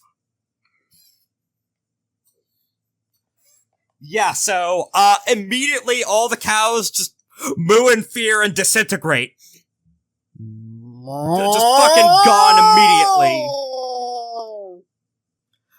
Next action, it is going to be Edge's turn, as she just sighs, oh well, I could just do that shit again. And she spends a mote in order to resummon all the cows. Whoa. Oh. Alrighty then. That is her action to do so. I forget exactly what charm this is, but it is the navigate-based cow charm, yeah. I'm gonna go find and dig that up because it's very funny, but for now we go back to player actions as all of a sudden she just blinks, sighs, pops them out, and oh god, they're fucking back all over again. Like nothing fucking happened. In perfect neutral. Player action. That does Alright. cost her a mote, at least. Lythander, Aura. You two have anything planned? All right. What are the priority targets over here? It is going to be Mr. Pirate. All right. He is protected by the cows, though. All right. I'll walk up on... I found the charm she's using, by the way. Let me see here. I will walk up on Mr. Pirate. I'll just reflexively move toward them. The cows are difficult terrain, so you can't reflexively move through them. All right. In that case, I'll just stay where I'm at, and I will flurry, taking 2 stances. Of course, first is to commit 2 motes on this. First is Righteous Devil form, and then second is Phantom Arrow, of course. The usual suspects. And then I'm just gonna wait where I am. I think you can make a withering attack as part of that, unless it says otherwise. I can? Did I not just flurry 2 actions? You can, yeah, it would have a flurry penalty, but that would be reduced. Reduced by Phantom Arrow, right? Yeah. Mm-hmm. Alright, I'll do that. That's going to be 7 successes, thanks to my automatics. Okay, that will get you, that would get you 2 power. Also, are these cows creatures of darkness? No, they are not. Oh, hang on. Okay. If it's to the cows directly, it would be, 7 successes total, you said? That's 3 power. 7. Yeah, 3 power. So, And if it's not... higher. If they're not... the cows are not creatures of darkness. I'll do that some other time. Because I had something I can use on step 1 instead of my excellency. If I roll less dice, I can maybe roll this again. Which is Arrow Storm Attack. Spend 1 mote on step 1 of a ranged combat attack against a battle group. I increase my overwhelm value by the group's size on step 5. Against the battle groups of extras, the bonus damage becomes successes on step 7 instead. And I can reduce their defense to 1 on step 4 by spending 2 anima. Alright, next up is going to be Raimi, who is going to be doing a build will action flurried with swift hands casting of rally build power action. Sounds good. So let's do the build power first. Reclaiming family dignity in terms of making a big speech. He does the standard Zuko honor speech. You know the one. That gets him 2 power. And for the actual build will action... Oh, that's kind of crummy. Oh, wait, he would have used an excellency on this, so he adds 4 more dice. See it. Wow. Okay, so that is 3, 4, 5, 6... So that's going to be 4 total will. Not quite enough to cast Death of Obsidian Butterflies yet. Actually, would he be using that on any other spells immediately? Because he could. He has a couple of them under his belt. Let me just double check what exactly is under his toolkit here. Ah, yeah, he's going to do that. He spends 2 of that will to cast Lightning Spider. As massive thunderbolts of electricity extend from his back, and he uses his reflexive movement to crawl all the way up to the ceiling, extreme range away. He is now at super range at the very ceiling of the cavern. Did take 2 of his will, so he only has 2 right now. Player action. Let's see. So that'd be Ashen Ones, Lythander, or Gavel. So I am going to do the exact same thing that person did. Alright. Wow. Wizard duel, wizard duel, wizard duel. I'm going to first build my power, using a rally action. Okay. Alright. Presumably you will roll better than he did. Hey, you over there, You little rolled shit better for than brain! me. You are not a true necromancer or wizard. You suck. You know that thing that we smell right now that smells like quite shat-like? That's you and your mother. That's 5 power to you, man. Also add a stunt, because that's really funny. Or you could bank that stunt for another roll later. Or you could get another power from that So now. a 9. Wow. Yep. 6 power. Mm-hmm. And now I'm gonna build will. Mm-hmm. Only 1 will.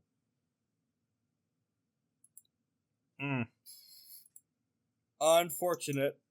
Oh But at well. least you got a ton of power for later. You could use it for like a Glorious Exalted Bolt, because some of these guys do have 6 hardness or lower, so you can attack them through that. Mhm.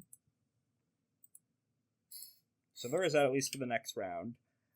Next up is going to be... the Cow Army. Given that the Cow Army is directly in the middle of Aura, they will all begin to mob her. As a matter of fact, they will all use the quality, the Desperate Assault. Aura, what's your hardness? My hardness is 6, but I can increase it to 8. They are going to spend 6 of their health levels in place of power to make a decisive attack on you. Wow! Oh. Was that it? Oh, no, Yeah, I'm rolling that now. Oh, what's your defense? It is higher. It's 5. Well, they only lose 1 health level, then they get that rest of the health level back. Are they, Their accuracy is not high enough. Are Yes. they within short range? They're within close Okay. range. They're in close range, okay. Then I don't have to use, Mongoose, and Cobra Escape. You can if you want to, because it does count as a successful defend. I know, but I don't want to move away. I want to stay in. Okay. Oh, you're approaching me, etc. Yes. A bunch of cows just surround you and try to headbutt you, gore you with their horns, but either you just stand there and completely ignore it, or you use your solar super speed to just do fucking instant transmission dodges out of the way frequently. Your call. I'm over here. Mm-hmm. I am over there. Just like, well, I mean, I suppose my outfit's right for the job. Let's get to wrangling. Yeah! Ivriaz just fucking rolls her eyes. Next up is players. I mean, come on. Gavel or Ashen Ones in this case. I think, let's see. How close, actually, no, you said the pirate was in extreme range? Nope. The Rainy is in extreme range because he's on the ceiling now. Okay, yes. Yeah, the dude, Pirate Man is considered at long range from you right now because the cow's in the way. Well, in that case, are the cows in medium range to me? The cows are within short range to you. They count as an extra range band because of another quality they have. Excellent. Then I will do a withering attack on the cows. Okay. Yeah, there are assorted cow barks and taunts from your men. Not what I meant when I said I wanted to eat steak tonight, but I'll take it. I don't think you can eat steaks made of solid light. Let me dream, damn it! 8 successes. All right, that's 4 power. That's 4. Wait, what's the accuracy? Yeah, the accuracy of your weapons, right? 2. So that's so that is 10 in total. That's 6 power right to your banks. Let's go. As you just start fucking wrecking. As you just start. As you get embroiled in the bullshit, so to speak. The quite literal bullshit. Mm-hmm.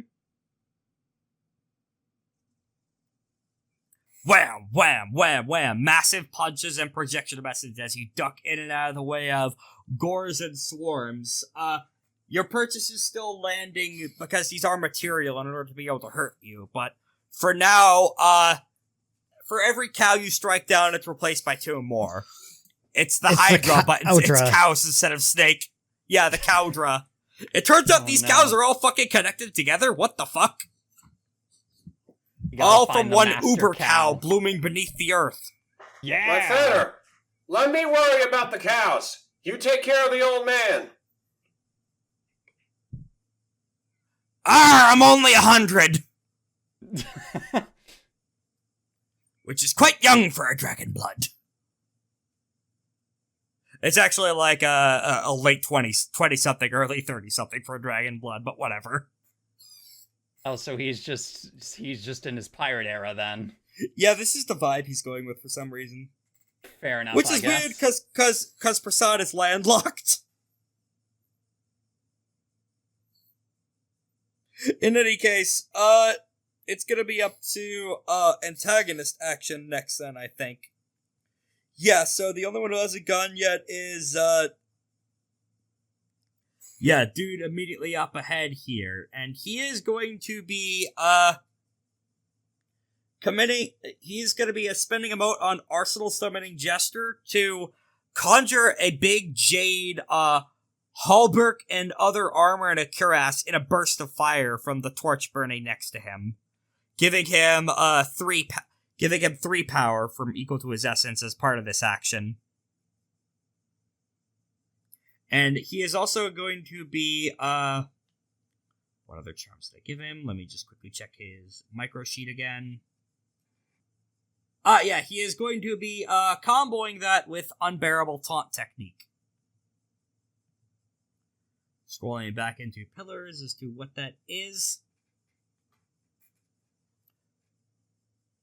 Alright, yeah. He is going to be just, glaring at Lythander. You don't want to be talking to me, boss. You want to focus all your anger on me today, mate. You'll be the second looter I've struck down this week. L plus ratio. Get a better mouthpiece, you whore. Well, it's gonna be rolling on that and still anger action to you anyway. Okay, but I'm writing that in the group chat. Okay. So, any influenced character must immediately respond to the Dragon Blood, suffering a 3 dice penalty to any actions that don't direct hostility towards the Exalt. In combat, this includes attacks or magic targeting other characters, but not the user. So in English, I can't attack him. Or I have to attack everybody. I have to attack him and nobody else. You have to focus on him. This can include AoE attacks that include him in the radius. L plus ratio, get a job, loser. Yeah, huh? In any case, well, you can attack other people, you just get a 3 dice penalty. I know, look at this loser thinking that I will focus on him. Perhaps you will. Player action, it's just gonna be the Ashen Ones. They're gonna try and be beating the shit out of a bunch of cows. Yay.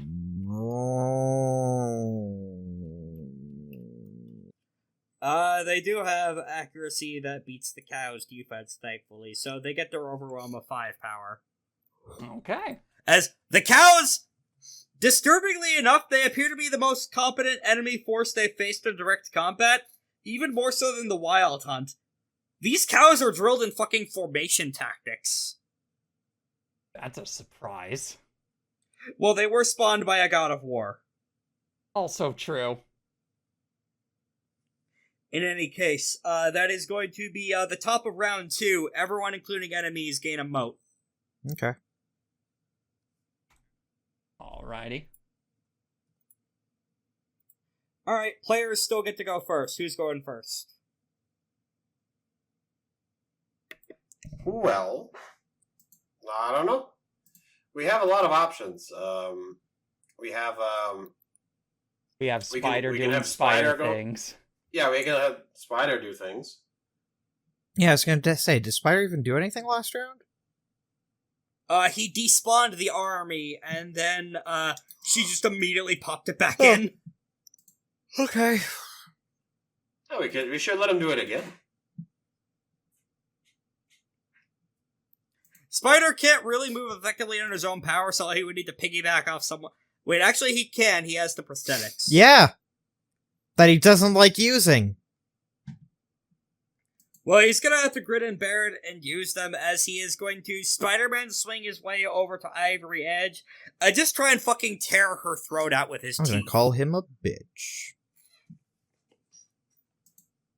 He is going to be doing a close combat excellency alongside excellent strike. Oh, close combat excellency would mean he adds 4 dice, right? Mm-hmm.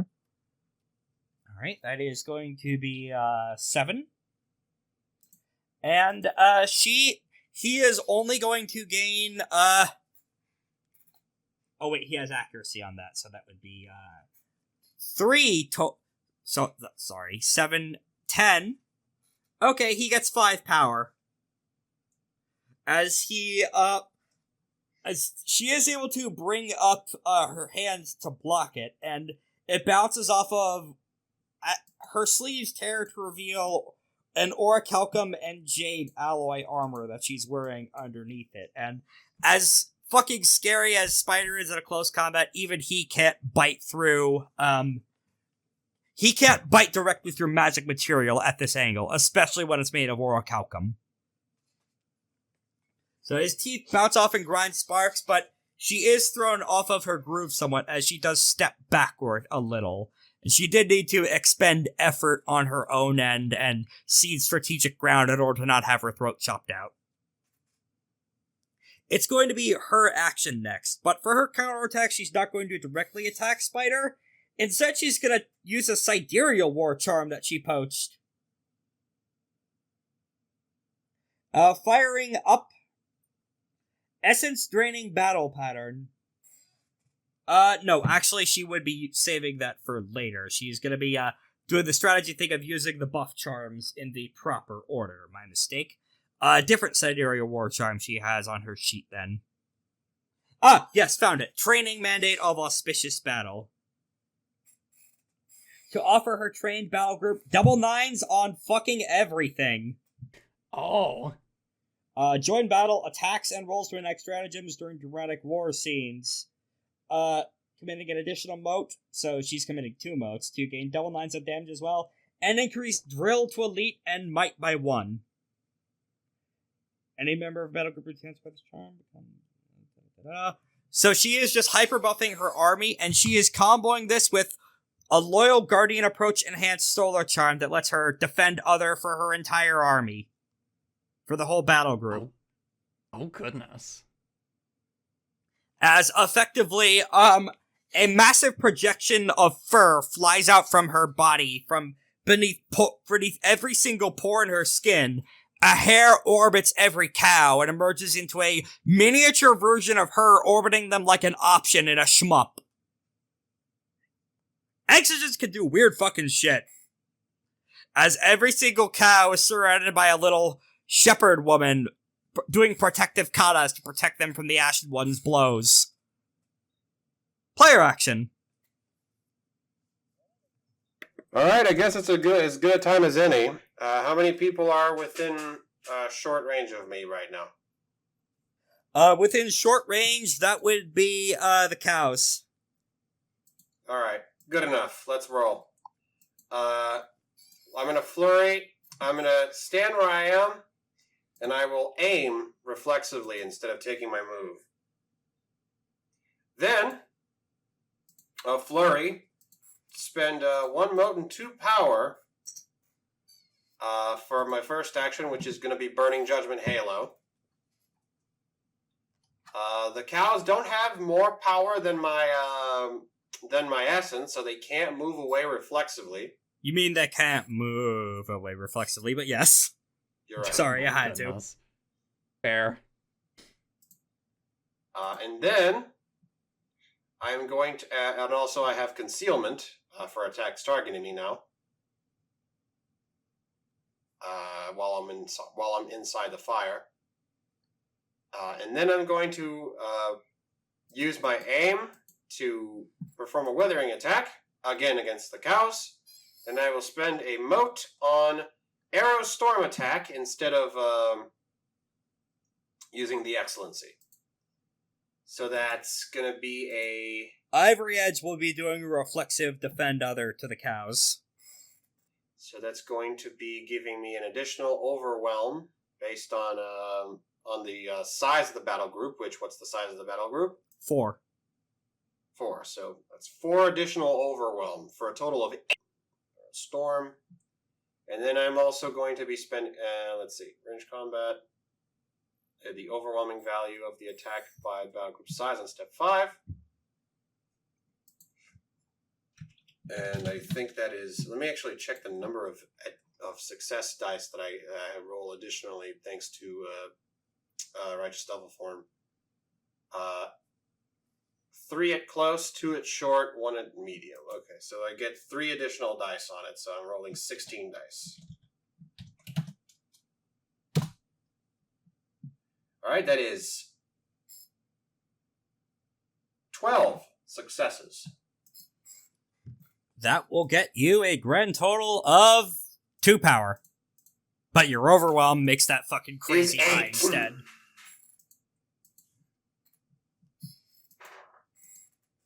Alright, is that your turn? Nice. And I'm in power cap now. Alright.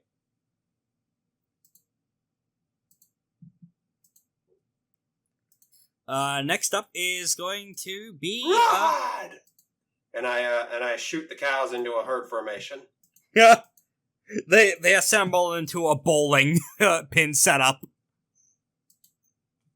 Perfect. The Ashen Ones are going to be going next. They will attempt to... Realizing that the fucking cows can just conjure themselves, back into existence as long as the enemy commander is there. They're going to be instead trying to kill the pirate. Wait, actually they can't. His hardness is too high. So, they are going to... they're going to try and snipe the enemy commander. The next best thing, because, Spider has her off balance, so, she would be within range of all their psychic arrows and other supernatural forms of attack. Gavel gave them the demon juice.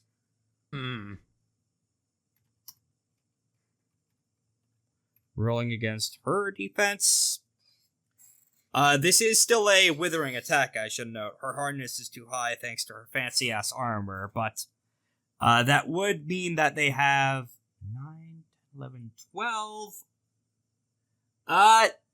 They're at power cap, and there is, calculate, 12 minus 3, 9. They have 4 power to spread around. Who wants 4 power? Let's say 2 to Gavel, 2 to Lythander. I'm fine with that if Lythander Wait, good is... with what now? I'll power. take extra You power. want it? I need more There power. you go. I am the storm Yes, they that are. is approaching. Well, the large majority of their shots do land on top of Ivory Edge, but that armor, once again, is not for show. It's all just fucking bouncing Can we off. teleport? A few of them do actually land towards her head, but confusingly, they also bounce off of her skull. As she, the little hood that she was wearing, like over her gear, is shredded to pieces, and it's revealed she has a pair of horns sprouting from her head that are flexibly blocking every projectile that tries to get through her head. They are wiggling like they are tentacles, effectively.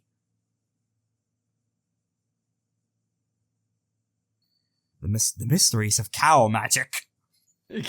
Truly an enigma. Okay, so question. What happens if we drop Jeffrey on all of them? That'll squish the cows and also you. Worth it. It It'll would, technically also fulfill their win condition. yes. Not worth it. Yeah, unfortunately, this was a trap you guys kind of were forced into via the false war answer charms. Indeed. You actually were briefly outsmarted. The issue being you guys can and probably will fight your way out of this, but it is not going to be easy. In any case, next up is going to be, enemy action then. Raimi will be going up next. As he is also going to be, Actually, let me go grab that Dragonblooded charm he might consider using instead of Death of Obsidian Butterflies. I think he would be using that. It's a once per scene thing, but he probably would be firing that off now. Scrolling down. Yes, Elemental Burst Technique. AoE attack against... This would be against Aura, Gavel, and the Ashen Ones, then. As he is in, he is going to be swapping to Fire Aura via drawing on the Fire Aspect Dragonblood in the room's power, and will be trying to set everyone in this cave the fuck on fire. Lythander and Spider would be out of the blast radius. Oh wait, actually, he only had... Let me double check what his power is. What's everyone's hardness at? 6, but never mind. He Yes. doesn't have enough power for that, then. Instead, he will Wow. go with what he did last round of a dual build will, build power. Okay. Instead, he'll be using his primary tool with the build power, because instead of the last action, he is going to be melding into the fucking ceiling to try and merge with the whole ceiling wall. To try and best direct his rain of stalactites and death attacks. Not that it helped much, he only gained 2 power. I need to see this number. Hold on. Oh my goodness. All right. He will be doing the excellency for the build will again, though. There we go. Something approaching respectable results here. That's 4 will, and he will be spending 5 of that will on Death of Obsidian Butterflies. So this attack is going to be rolled with another excellency once again against all the targets listed above. The Ashen Ones, Gavel, and Aura.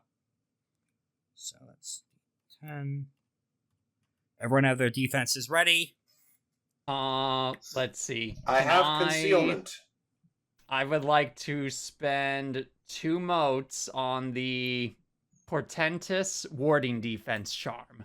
Ah, nice. Rolling for emergency defense at the cost of being expensive, mote-wise. Yes. When attacked, spend 2 motes on step 2. On step 4, roll your choice of attribute plus close combat and add your successes to your defense against the attack. So I will spend 2 motes. I almost bought that one too, but I couldn't use it at the same time as Mongoose Cobra Escape. So. Okay. Attribute close combat. 4 successes. So that'll bring my defense to 9 for this attack. That is a dice result of 10, but that does only mean 1 overflow for you. Oh, does it? Okay. Hold on. All right. Then that means, and I have concealment on this, so it brings my defense up to I don't know how much. What's your defense normally? My defense is normally 5. So that would bring it up to 7. So that's 3 overflow for you, 1 overflow for Gavel, and 5 overflow for the Ashen Ones. So these are going to be damage ratings rolled separately. First, let's do with Gavel. So that was, he is spending 4 of the he has 1 will left over he's spending, along with the 4 power, so that's 5, plus the 1 overflow, that's just 6.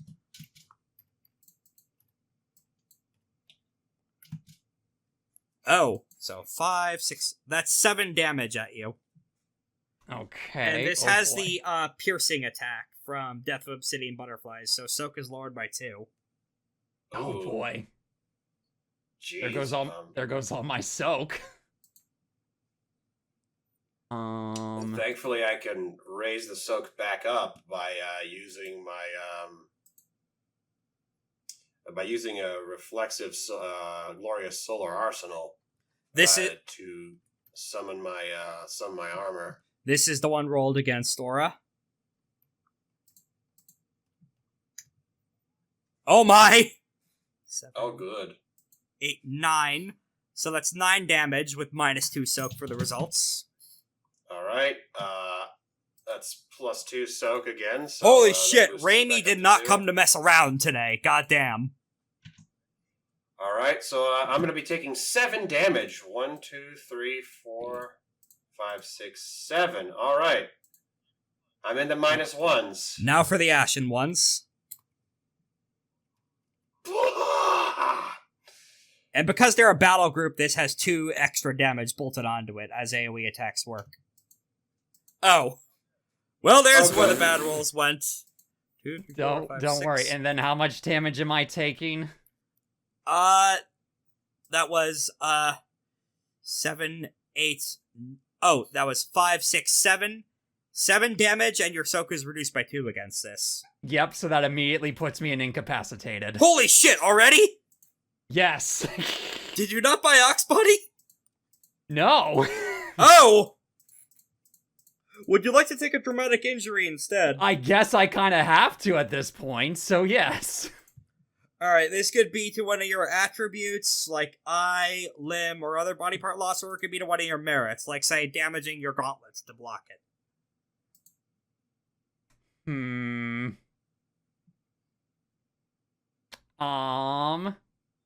Let's see. We'll go with another body part again. That seems to be a theme for Gavel in these instances. Alternatively, Hopkins, could Mr. President get down again? But we already... That's the same thing his uncle did. History could repeat, or it could be damage to your influence via taking such a humiliating, easy snipe and getting owned so much in a visible way seen by the president. I will take the damage to the limb. Alright. It's your call whether or not it is chopped off or if it's just like flensed to the bone effectively. That depends. What part did you have in mind? Oh, I should note, by the way, since death is not on the line, you could go to Incap and someone could donate 10 power to get you back up. I don't think anyone has 10 power in Aura does. In the, I have 10 power. True, but I do not want you to use that right now. Yeah, I kind of wanted to use it to attack. Exactly. Death is not on the line, unless...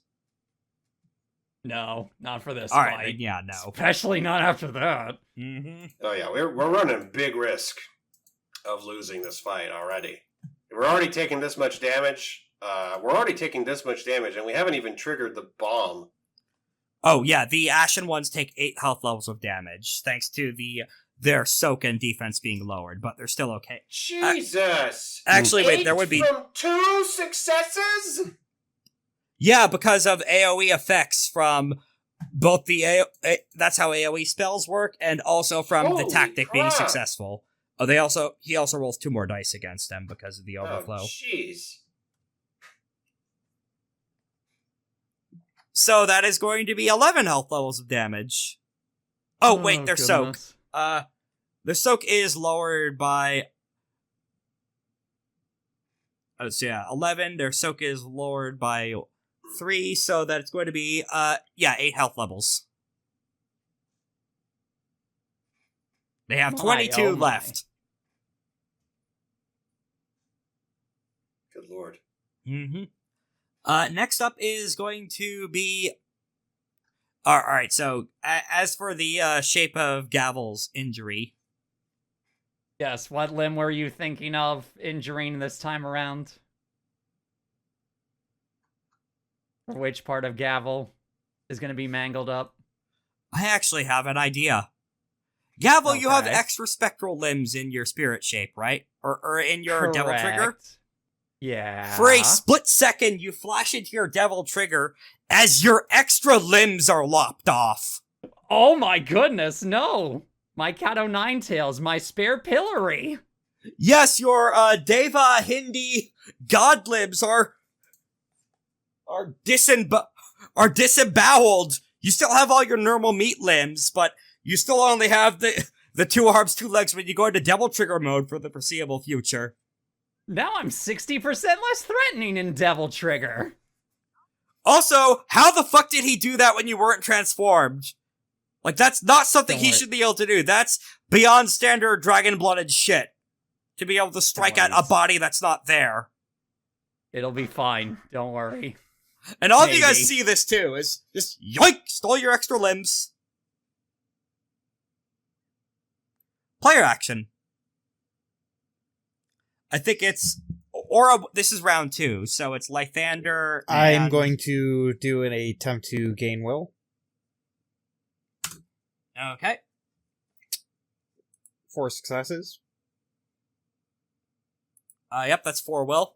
I forget if... I don't think there's any way for me to do another build will action, right? You can only do one action, one Yeah. kind of each action per turn, even with flurries. So I am going to do a build power action. Alright. 2. Mm-hmm. I am now at 2 max. power, so at max No, power and max I'm will. not max will yet. Saving it for the forest. Maybe. Oh yeah, I forgot. Let me see. Where is it? Glorious Solar Arsenal lets me perform. Let me see, where is it? Where is it? God, this list is so. Oh huge. yeah, reflexive rally action.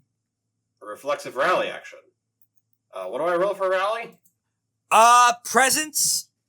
Force presence. All right, force presence. I will run to the fridge and refill my water as you do this. I'll roll. Yeah. Okay. 90-10 to try and give Gavel some power.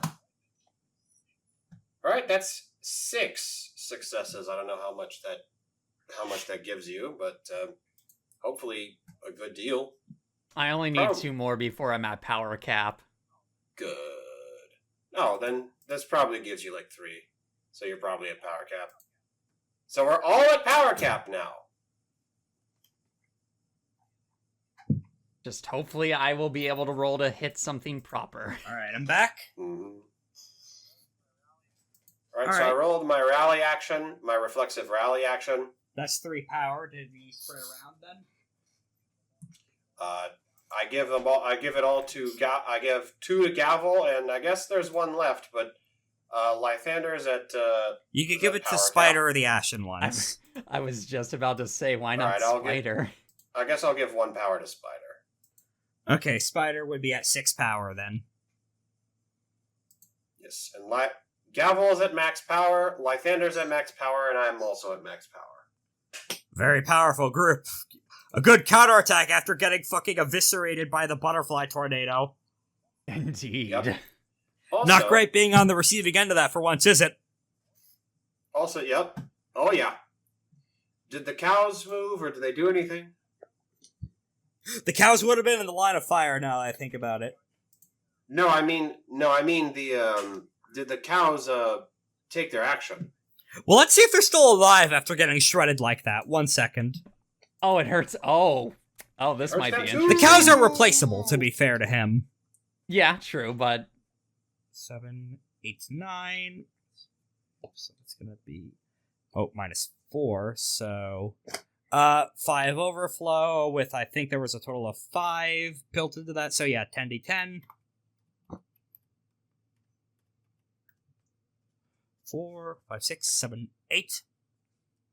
Their soak is, I believe, 3. They take 5 health levels of damage. They're now at 14 health levels of cow. wow. Now is when the cows go. And the cows are going... roll a, where is it? Yeah, they're cow resistance, which they have double 9s on like they do everything because of, the Sidereal War Charm in effect. As they're marching... Environmental hazard. They're marching in a magic circle formation now. Difficulty 5? Yeah, difficulty 5. Mm-hmm. Pulling back up the sheet again. Yep, it's going to be 7d10, but with double 9s. 1, 2, 3, 4, 5, 6. Barely succeed. These cows are very resistant to being cooked. These are heat-resistant cows. Oh, no. Alright. Yeah, the cows are going to attempt to just, gore Aura again. They're going to attempt Stagora. Alright. Is my soak reduced for the rest of the round, by the way? No, just for that one attack. Okay, good. I put it back. I pushed it back up to 4. Alright, that's going to be, 4, 5, 6. What's your defense? 5. Alright, so they gain their overwhelm of 5. They're now at power, cap. Alright. It is now, round 3. We should have enough time for 1 round left, and we could pick off for the final act of this fight on Sunday, if that's okay? That sounds good.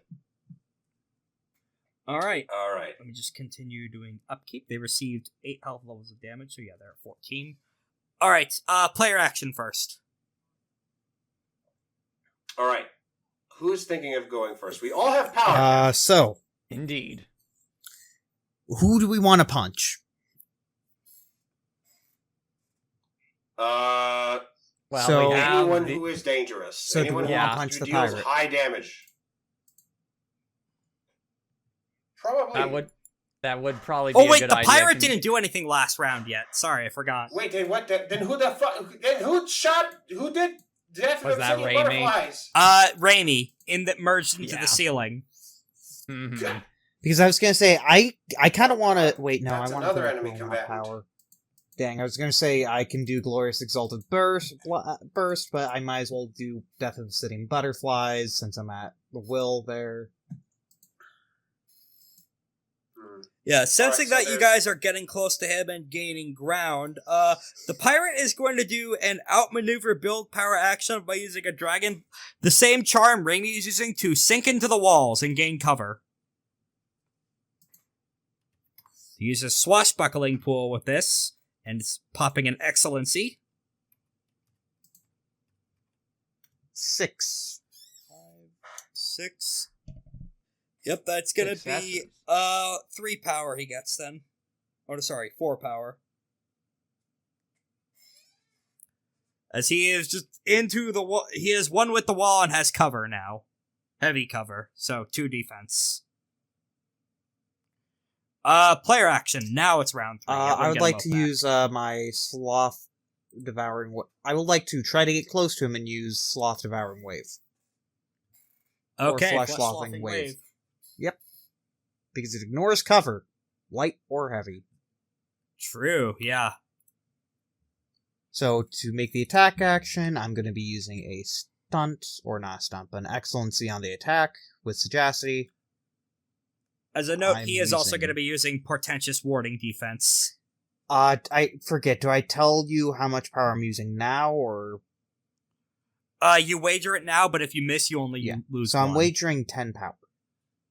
Okay. So it would be just my sagacity plus whatever I want with the with the 5 there from. Oh, he did not roll great, so he only boosted his defense against us to 8.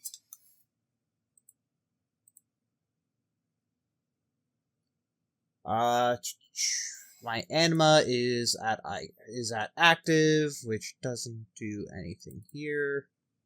If you could think of it, you could add a stunt to this because that is a really clever use of the flesh stopping wave to ignore his tactic and cover shit. 6.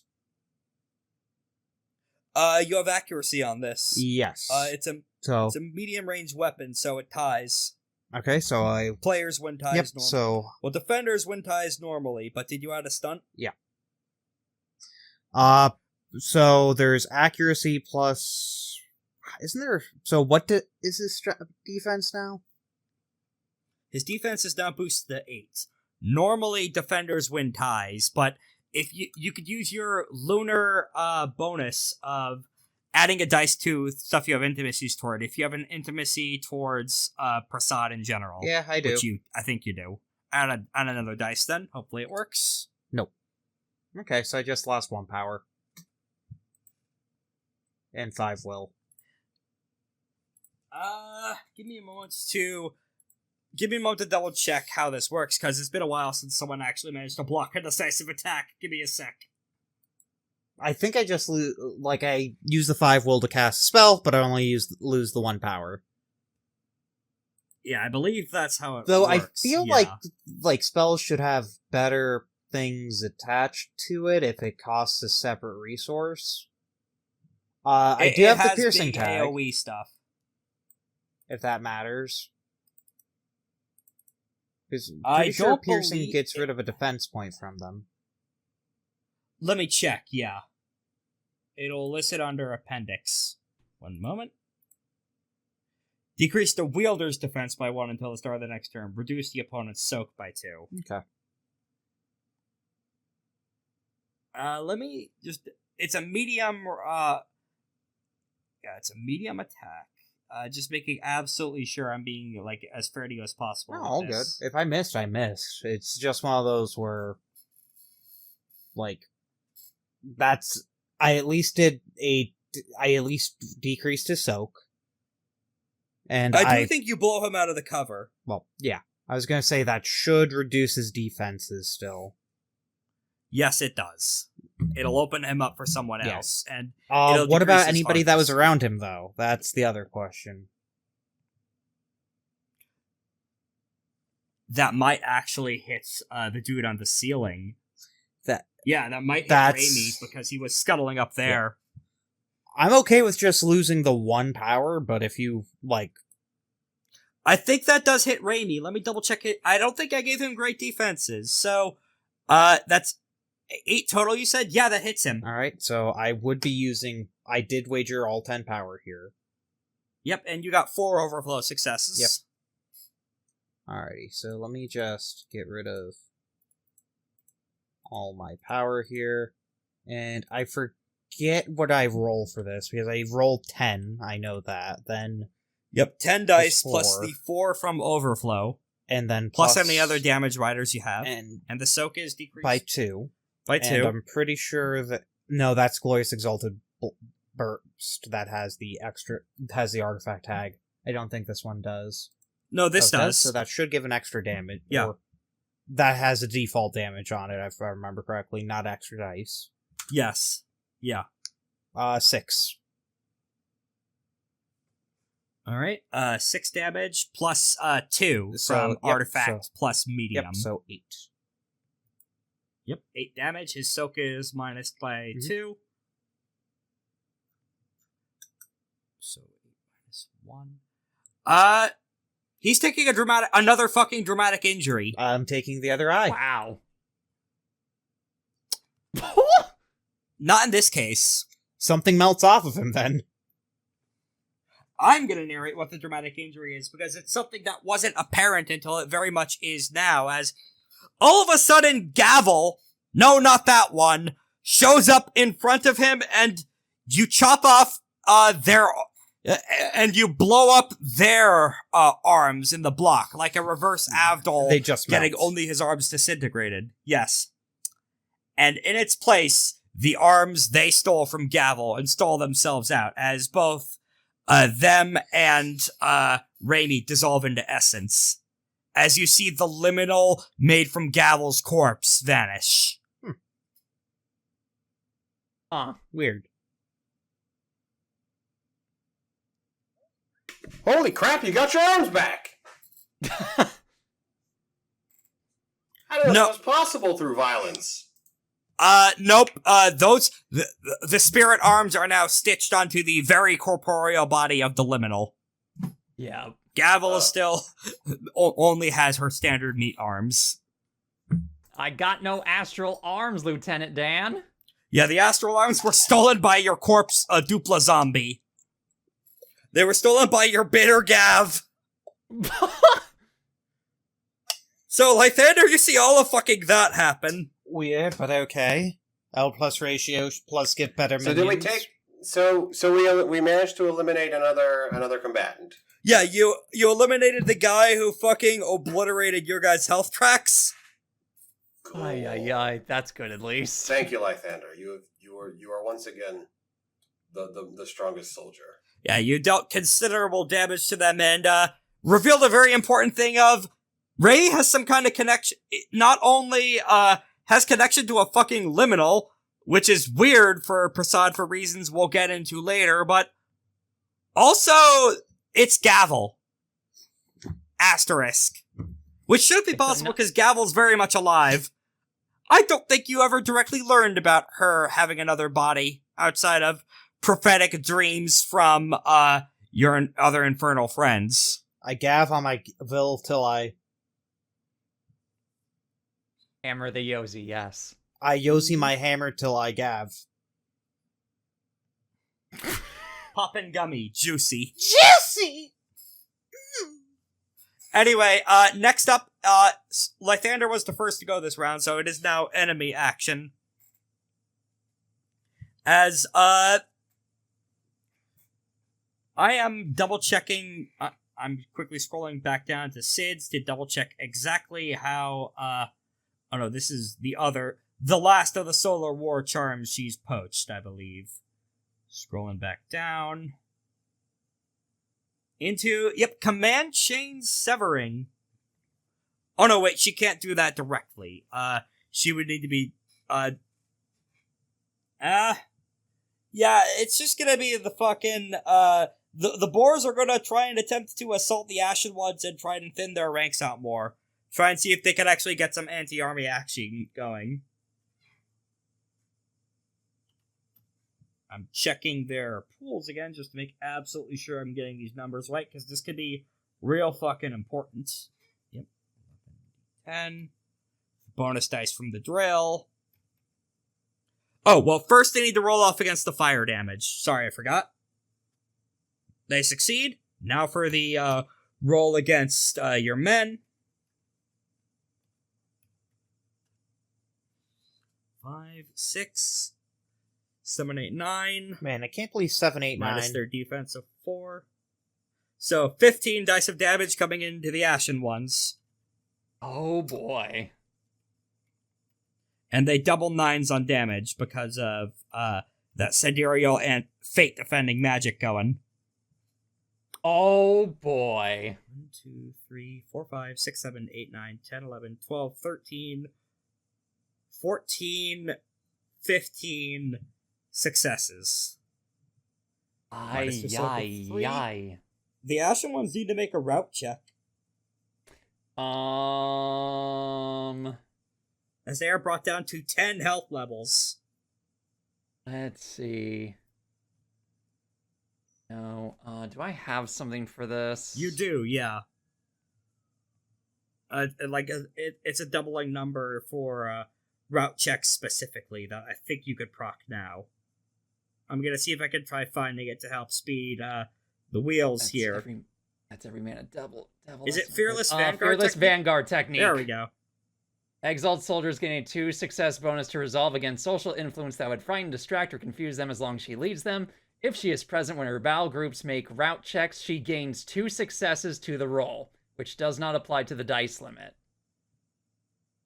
Alright, so what do I need to roll? Yeah, not to be that guy, but normally you do need to activate this ahead of time, but we could say that the personal milestones I should have been awarding you for the past few years, you could spend one now to retroactively gain a mode that lets you activate this as a defensive counterattack. Alright, so I would just be spending 2 modes? Commit a mode, yeah. Oh, commit a mode? Yeah, I can do that. Alright, so go ahead and make a Fortitude plus War roll. Fortitude plus War. Alright, I'm gonna spend an addition. Can I spend an additional mode for an Excellency? Yes. I'm doing that. Alright. And that Corona of Fury sure is doing work now. Mm-hmm.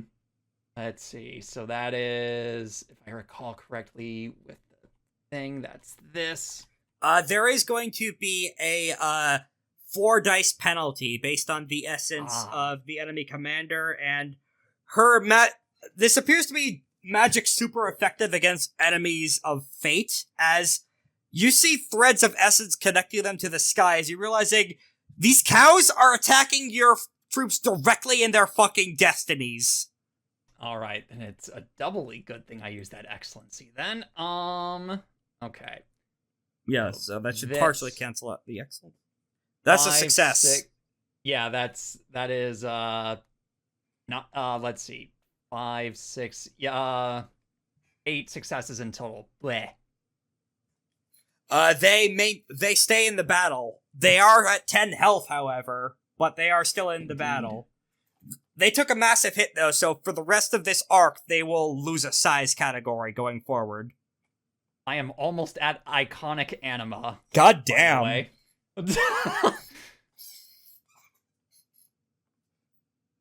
By when we continue this battle, I will most likely hit iconic anima. Mm-hmm.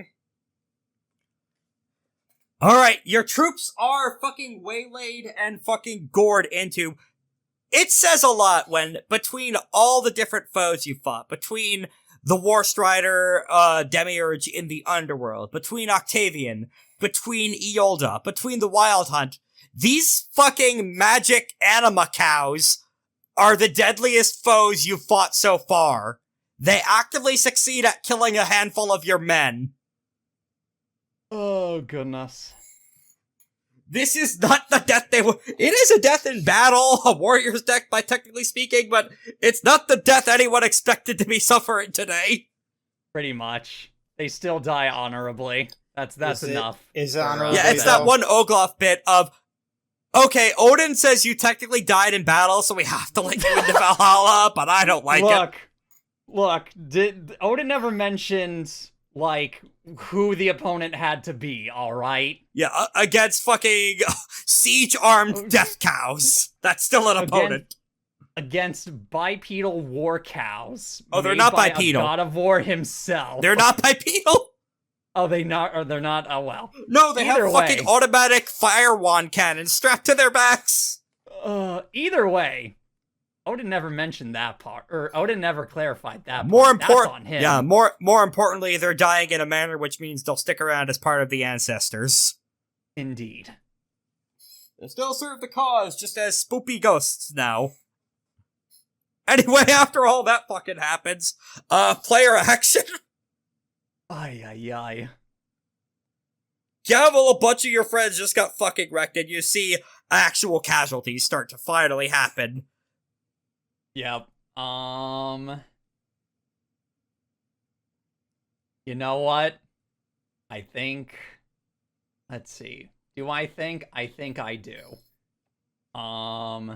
Let's see. I have max power.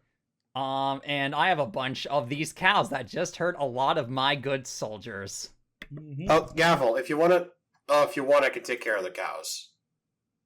Are you sure? Yeah, I got a arrow storm attack. I can hurt these motherfuckers like crazy. All right. And okay, sure. You do that, and if you manage not to kill them, Gavel's gonna attempt to finish the rest. Look at this. Look, check it out. Spend one mode on step 1 of ranged combat attacking against the battle group. I increase damage dice and overwhelm by the battle group size on step 5. Wow. Right now they're size 4, right? Yep.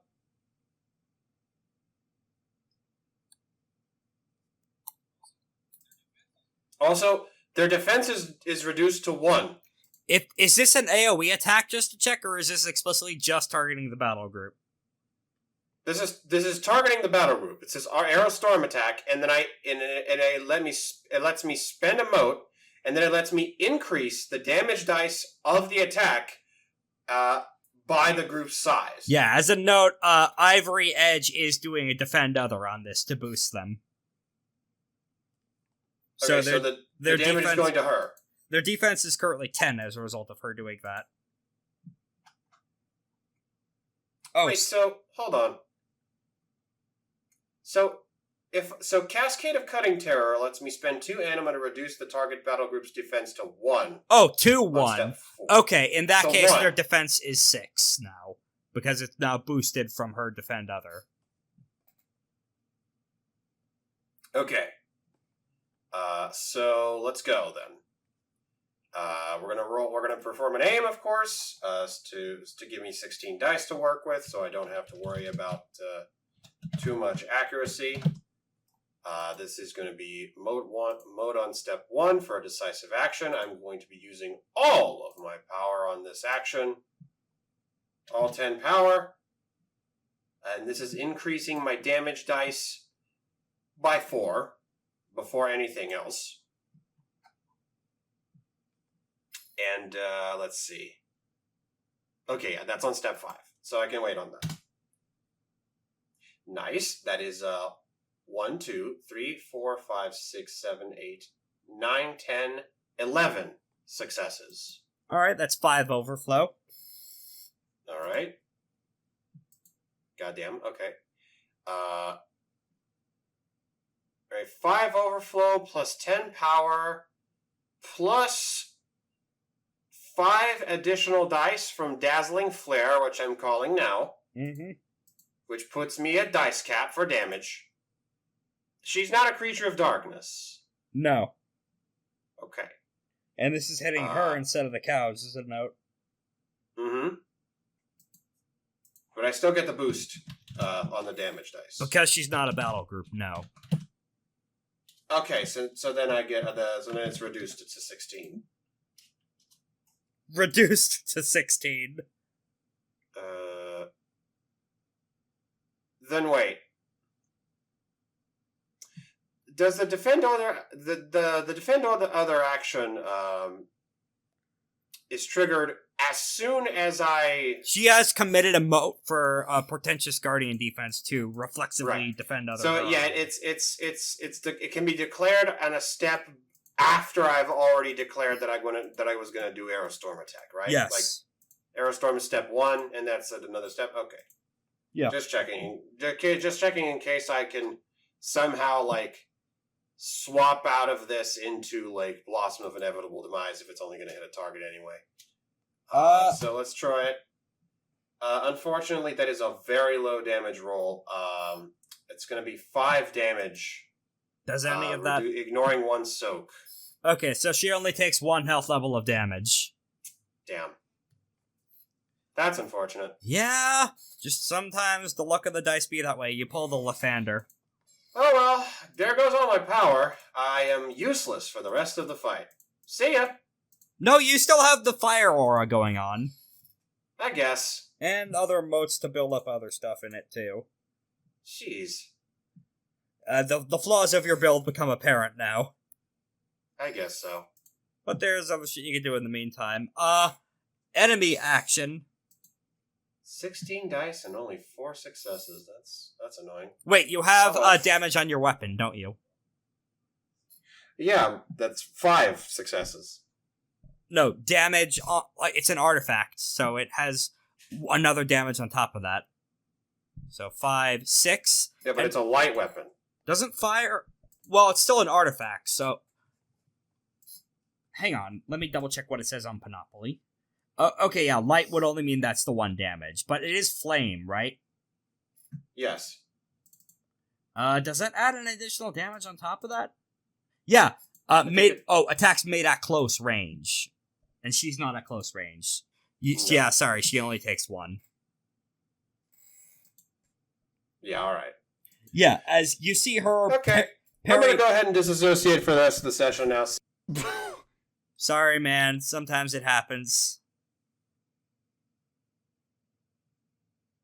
Alright, next up is going to be, Swordgar is going to be going now. Sybil is his name. He is going to be,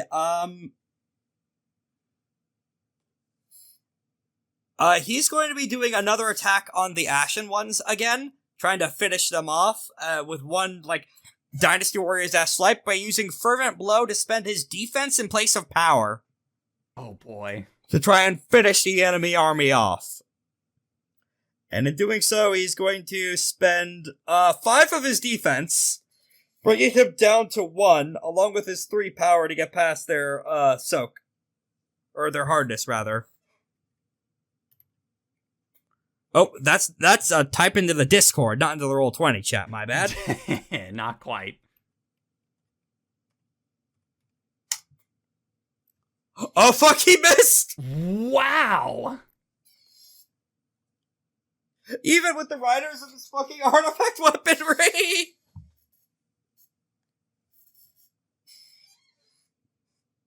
I think how this represents in the actual, fiction is...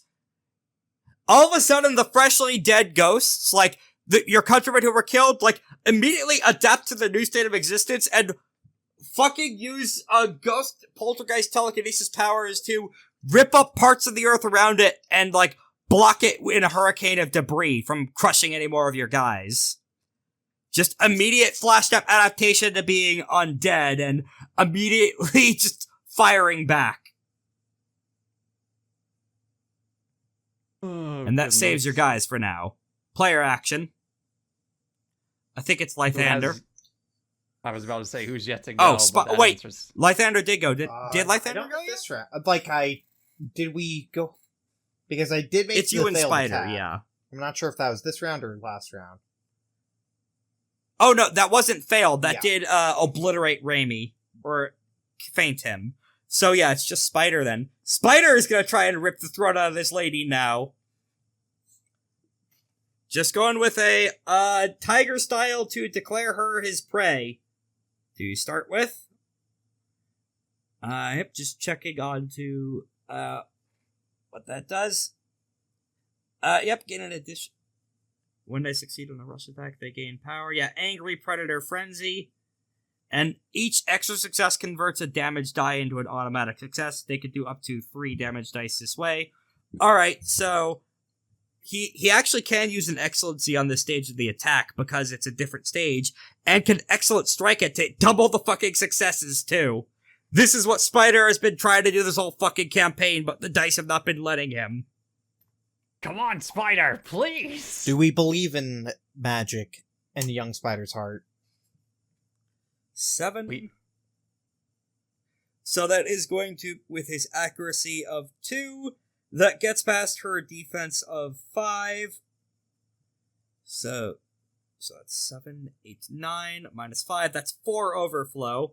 So each extra success converts a damage die into an automatic success. So instead of 14, he is rolling 11, but with 3 damage added to the final damage pool. So 5 auto damage. And Excellent Strike. Oh, before any of those riders, actually, that's... Hang on a second. So, after the defense is subtracted, that's going to be 8 extra successes. So, 18 dice. 15 of those after the auto damage conversion. Excellent Strike's fucking nuts. 5, 6, 7, 8, 9. Give me a sec. And he steals an anima from her, if that fucking matters at all. Seeing if there's any other damage boosters he could add. So that's 9. Scrolling back up to her soak. She takes 4 health levels of damage. Okay. And she is now taking health injury penalties. As he actually does, surrounding her in thorns, brambles, actually managed to get past several gaps in her armor and begin to infect her with abyssal rot. As even if the armor is proof against physical harm, she is still physically not in a great place right now. Very badly hurt by that. Now it is going to be her action then. In response, she is going to be...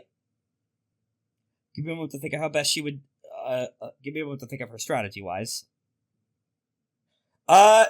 Actually, yeah, this is what she would be doing.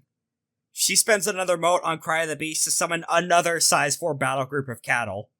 Oh my goodness sakes. There is now more cattle than open floor of this cavern! You are drowning in cows! It seems fairly safe to reason, though, that if you defeat or kill her, her cow army will vanish. I will just note that because shit's getting crazy with all the ass she's summoning in. Indeed. Alright, Alatos, we're getting pretty close to your hard closeout time, right?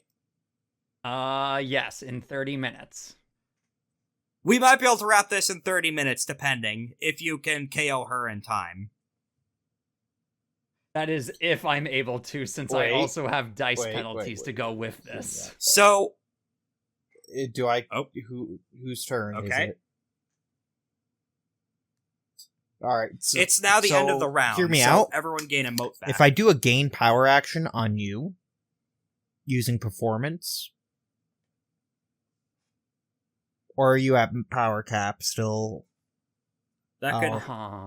Yeah, so I'm at max power. I can try to Glorious Exalted Blast as a build power action on the target to reduce their defense. But I don't think that really helps us, does it? Because you're already at max.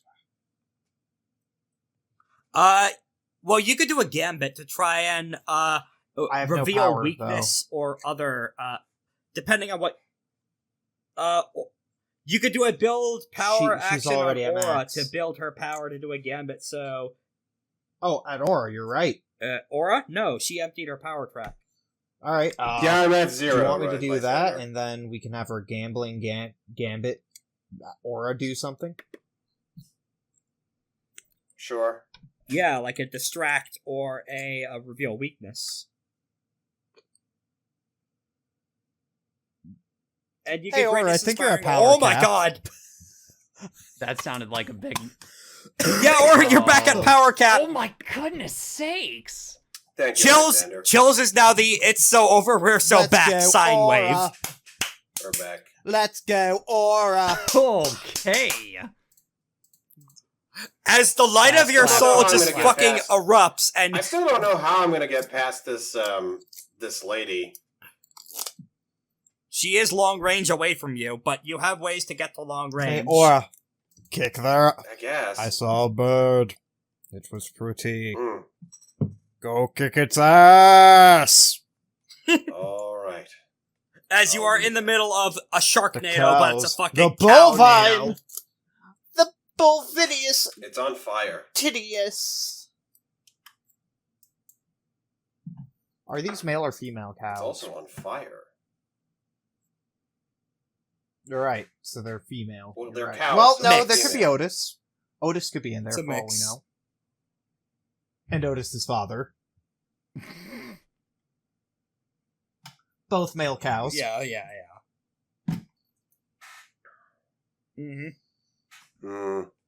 In any case, she does get one more action, or actually, the pirate is he lost one power on the miss attempt, so he is going to try one more time to try and finish off the Ashen Ones, continue to decimate the enemy army. It's doing a close combat excellency. This time, he unfortunately hits. Oh boy. Yep, just making sure I have the calculations correct on what he is bringing to bear here. Oh yeah, he didn't necessarily need... Oh yeah, he spent the defense in form of power again, the fervent blow. So, he actually spent all his defense down to 0 in order to... in order to overcome all of this. Bold. So that is 9, 10, 11 minus their defense of 4. Oh, defense of 2, lowered because of the fucking successful action from the enemy tactician. So 11 minus 2 is 9 overflow, plus 2 overflow power. So 11. 5, 6, 7. 8's 9. Minus their soak of reduced to 2 right now. The Ashen Ones are at 1 health. Oh my goodness sakes. Also, did the cows roll the resistance? That wasn't the cows yet. This was the pirate Okay. just coming in and Right. So the waylaying cows a still bunch have of yet your to go. fucking guys, yeah. It's now player action, though. Okay. Who hasn't gone yet? I don't think I have yet. All right. Feel free to go. All right. How close is Ivory Edge is her name. Yes. How close is Ivory Edge to Gavel currently? I would say she is still at long range from you with all the cows in the way, but if you you can't necessarily take a reflexive move action, but you can make a rush attack in order to cross a range band, and then you spend another moat with your boots to hit her. I can do that. I've got moats. All right, we'll do that then. I'll spend a moat. Oh yeah, that's true. Yeah, with the boots. Okay. So with that, let's see. How do I? Let's see. I am going to do a decisive attack on Ivory. I'm going to use all of my power.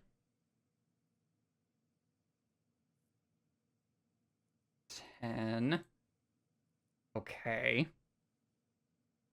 Her defense is currently 5.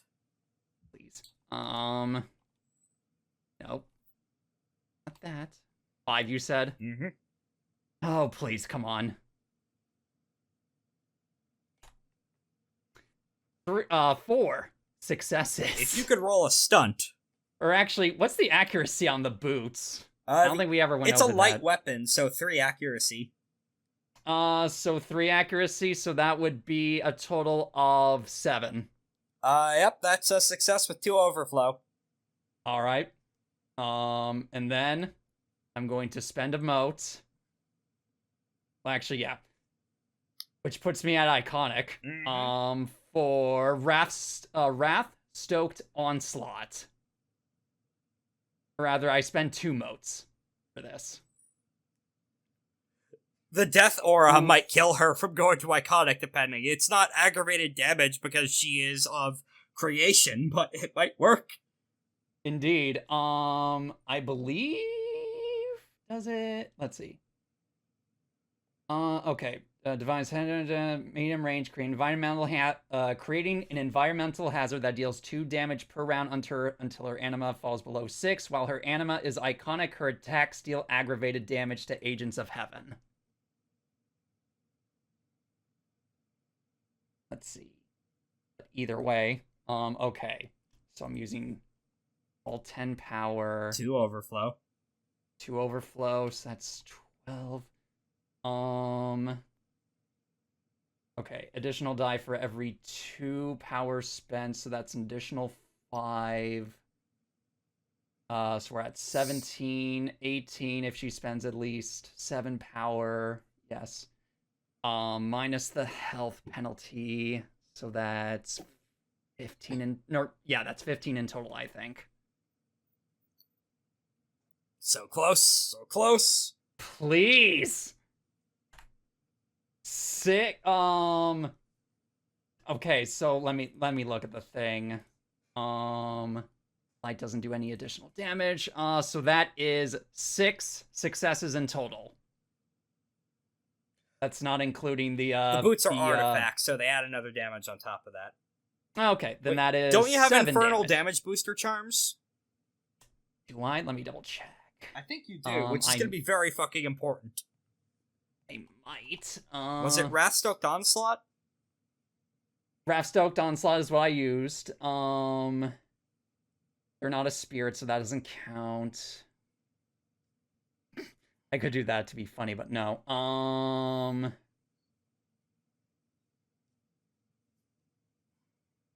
I could, if I want. Nah, actually, that wouldn't work in that instance. That depends. What is it? It is Death of All Happiness. The target loses benefits of any positive intimacies for the rest of the session. And any influence from or against them based on joy, peace, love, or passion suffers a 3-die penalty. Mm. Which I don't think would really help in this situation. No. Wait, hold on. No, that doesn't count for that because that's a resolve thing. Is there anything... Because she would take 2 health levels of damage from this, but has 1 health left. Even with the environmental damage? The environmental damage might do it once it's her turn. Okay.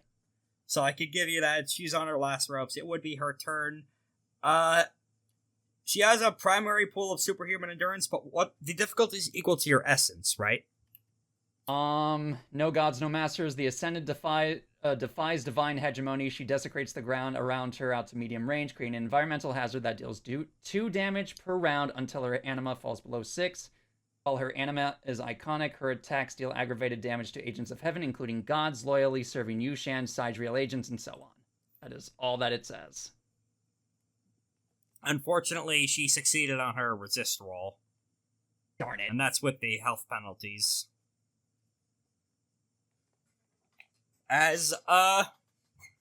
You know what? Yeah, I do think that in the interest of A, this session is going kind of late, and B, This is the tactical move she would be making to call her losses.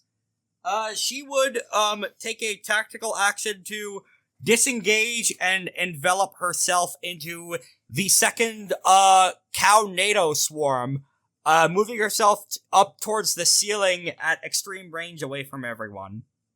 Oh boy. In an attempt to strategically reposition and get out of range.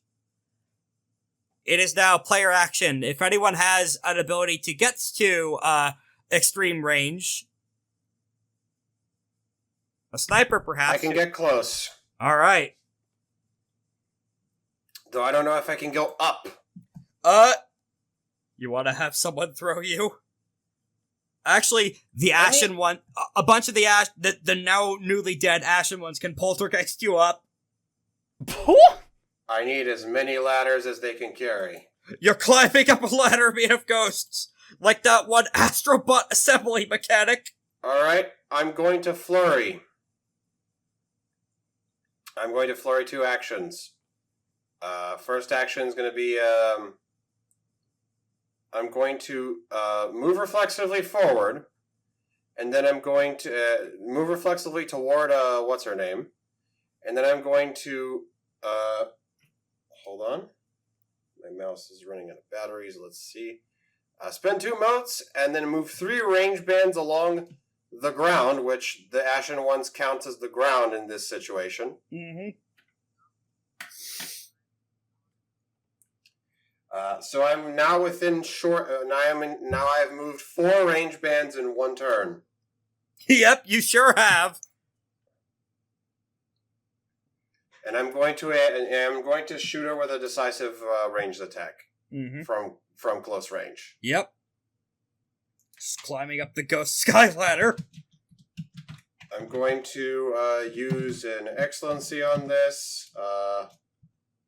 Unfortunately, that doesn't call all of my penalties because of the flurry penalty.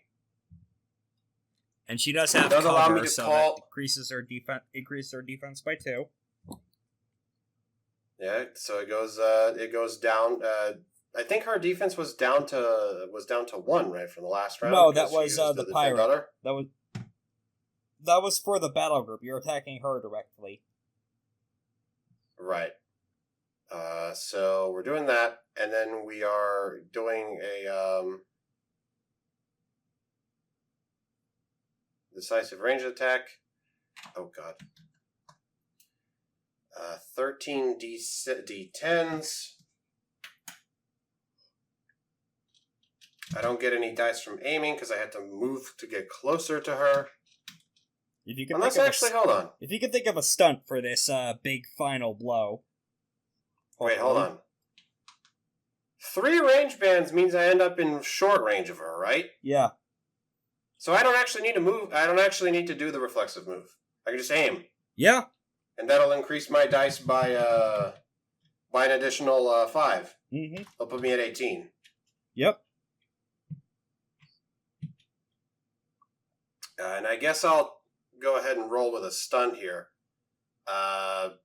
Just to total out to 20.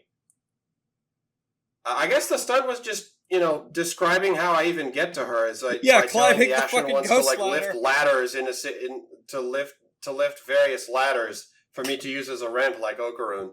Yeah.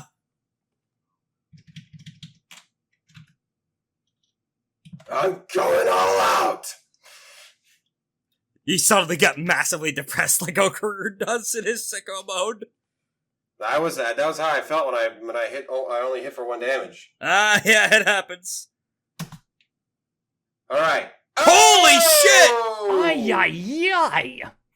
I've been needing something like that. That's 1, 2, 3, 4, 5, 6, 7, 8, 9, 10, 11, 12, 13, 14, 15, 16, 17, 18 successes on 20 dice.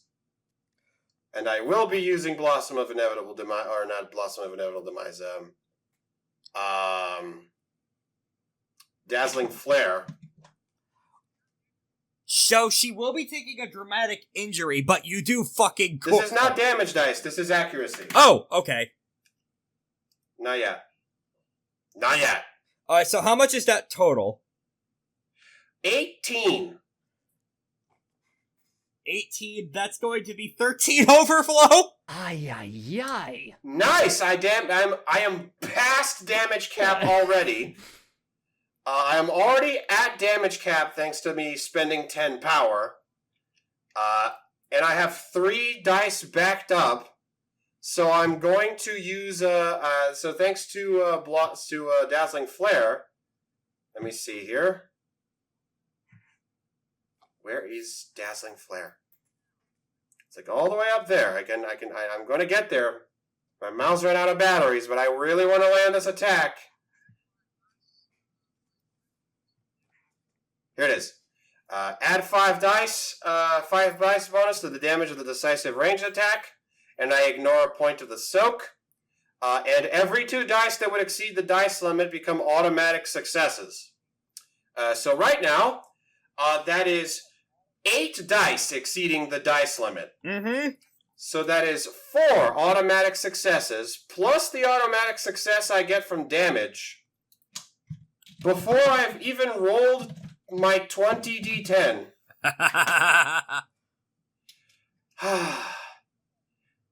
We're so back.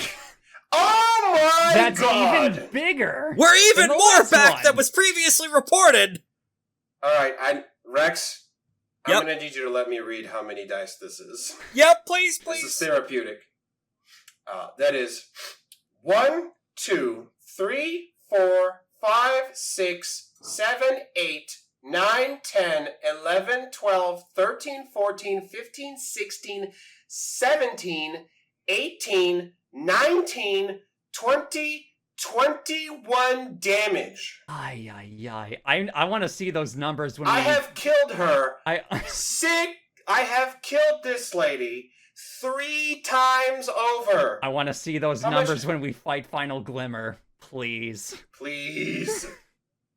Big boy damage! End game damage!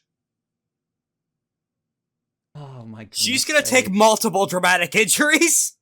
So the first is that you give her a fucking full body 3rd degree burn.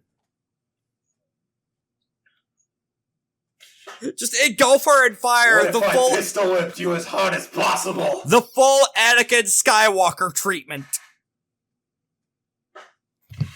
And then the second, Blow a hole in the ceiling. the second dramatic injury that happens is you see the form of Ahlat himself flicker around her as you deal a horrific injury to the Southern God of War. Wow. As he took the hit for his wife, in part. Goddamn. And the third injury is simple. The shattering of glass. The heads-up display flickers in flickering as Cigarette says, "Oh my. I didn't think that you broke my bindings." I win! And she is blasted off set, sailing into the sky, blood coursing out of her body. You could tell from the fact that her anima is still flaring that she's still alive, but oh god, did you fuck her up significantly. When she reappears again, it will be a much different encounter, and she will be critically damaged incredibly bad, as you're seeing bits of her bone poke out amidst her body, even as she sails away. I'm radically changing what you're going to be drawing her art-wise. She's gonna be full fucking Joshua Graham from the fucking Burned Man. Jesus. Oh. I have made my commission a lot harder by killing this lady 3 times She over. is now a assigned female at birth, Joshua Graham. I don't know if I should... Actually, no, I do know the answer. I should be terrified. Or rather, Gavel is terrified. She survived because the fire within her burned brighter than the fire around her. Oh, man. Awesome. In the confusion of all of this, the fucking other guy slips away. But the important thing is, he slips away. Away from the bomb, we win! Oh, my goodness sakes. Yeah, there was no fucking way that he was going to be, What if I pistol whipped you as Well, hard as actually, humanly possible? this is what happens. As Cigarette's presence turns to the guy at the wall and says, about to fire? No. You lost the terms of your wager, and thus I will be I'll be collecting on your bet. Wait, no! As the figure of Cigarette manifests around where her summoner was punched out. And without needing a roll of any kind, Cigarette takes the form of a bald, androgynous figure carrying a simple-looking wooden box. Gavel, you realize the box is Cigarette. It's not... the person holding it's a distraction. It's a game piece pawn, given life. As hands burst open from the box like the fucking Nightmare Alley in Morio, grab this guy streaming, and pull him into the box.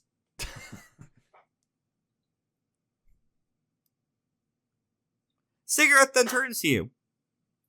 This is quite the interesting turn of play. You freed me from my sorceress bindings. And I've collected a new game piece from this Dragonblooded. I always like to have a new bronze piece in my board. But now we should talk about the next stage of play, now shouldn't we? You haven't completely filled your victory tracker, I'm afraid, and there is more to this than... I see that many of you are actually critically injured and not in the sorted stages of listening, are you?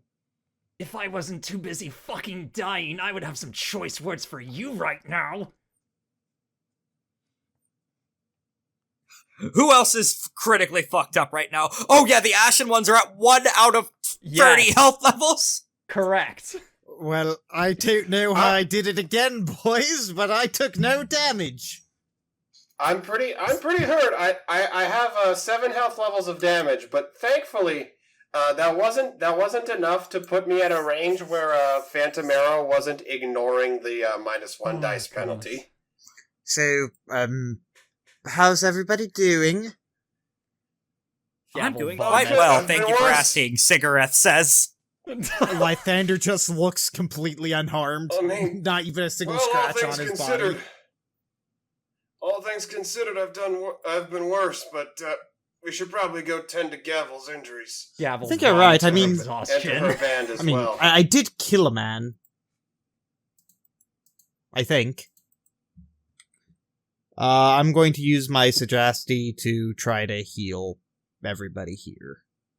Or at least get them in a suitable position where they could recover. Yeah, the Ashen Ones will legitimately need that. Exalted Healing will take care of the rest of that with the asterisk of the Spirit Arms. And I'm gonna say that the Spirit Arms thing is not something a mushroom can deal with. Yeah, that's a bit more personal than that. That's what you think, but mushrooms can go into the brain. And remember, all magic is associated with your mind. Nothing actually exists magically here. We just give it shape. Gavel gives Lythander the middle finger. Oh, by the way, everyone go up to Essence 5. Let's go! Finally! Yippee! I can finally get those war charms I've been wanting. Yeah, the part of the critical thing was this was their last opportunity to kill you before you reached full power. You are now at the same power as you were at the peak of the first stage. Don't worry, we'll get Essence 5. I'm gonna have to look. Suck it, Glow! I'm gonna have to look through the book again to see which. I'll have to check to see what I have. You all can get some cool gifts now from the Max Essence charms. So cool. Thank goodness. But yeah, we're going to end with you tending the wounded as, you could get a good amount of the Ashen Ones up and running, but a handful of them do die from their injuries still. Yeah. Only adding to the ghost faction of the army, so it doesn't actually change much because of the ancestor worship bolstering them and allowing them to still fight in spirit form. So, in terms of strictly mechanics, it doesn't change much, but in the fiction, a bunch of your guys have still died. Indeed. I wonder where Pedro is during all of this. Don't make me... After all of that, you're asking me to talk about your chicken, man? Yes, talk about my cock. 9 minutes. Alright, we're gonna end off here then. As Agent Date, you only have 6 minutes left in the Somnium. I'm sorry. You have to end it off here with the revelation that, oh yeah, there's still fucking more of the war, and Rohavine is still charging the nuke. It will be delayed because she needs to find a new angle of attack, but she is still charging her laser. I'm parking my bazars. Also, now a new tactician has to take over because the other one is currently Darth Vader and also sailing through the air. She's been team rocketed. And I'm blasting off again. Our dear patrons. Thank you very much for GB and Storm for supporting us at the 6-sided dice tier. Patrons! Now that I have a better workflow set up in my personal life, I will attempt to start uploads more regularly across both socials and Patreon and other shit. JoJo will be resuming at some point in the next few months, hopefully. I swear once overtime stops trying to break my bones and I get back from vacation, then I will try to ramp up JoJo more. And once we get back into a better rhythm of getting into the endgame of FateBreakers, but we did get there. We're finally at Essence 5. We finally unlocked the Fun Haver charms. I can finally use the one war charm I'm probably going to use only once. Oh, also everyone gets a free Excellency and or Ox Body because of that. I'm gonna get Ox Body. Yeah, for your case, absolutely. Alright. We already thanked our patrons, so I'm gonna go end off here. Next time, we're probably going to be getting way closer to Kandahar now that we have this Jade mine nuke trap taken care of. Oh, goodness. See you guys then. 7 dice. Thank you for listening to FateBreakers. We here at the Action Economy crew are proud to bring you this and other AP content, like Tomb of the Red Giant, the first half of our complete JoJo's Bizarre Adventure AP, as well as Rune Runners, our Icon AP. We'll also have a Patreon by the time you hear this. If you like what you've heard so far, feel free to drop us a little bit of money if you can afford to do so, and we could bring you even more content in the future. APs live and die by word of mouth, so if you liked us, please drop us a follow, like, share, retweet, whatever you could think of to help us out. We are excited to bring you more bi-weekly content in 2 weeks from now for the next FateBreakers, and other episodes time permitting. See you then.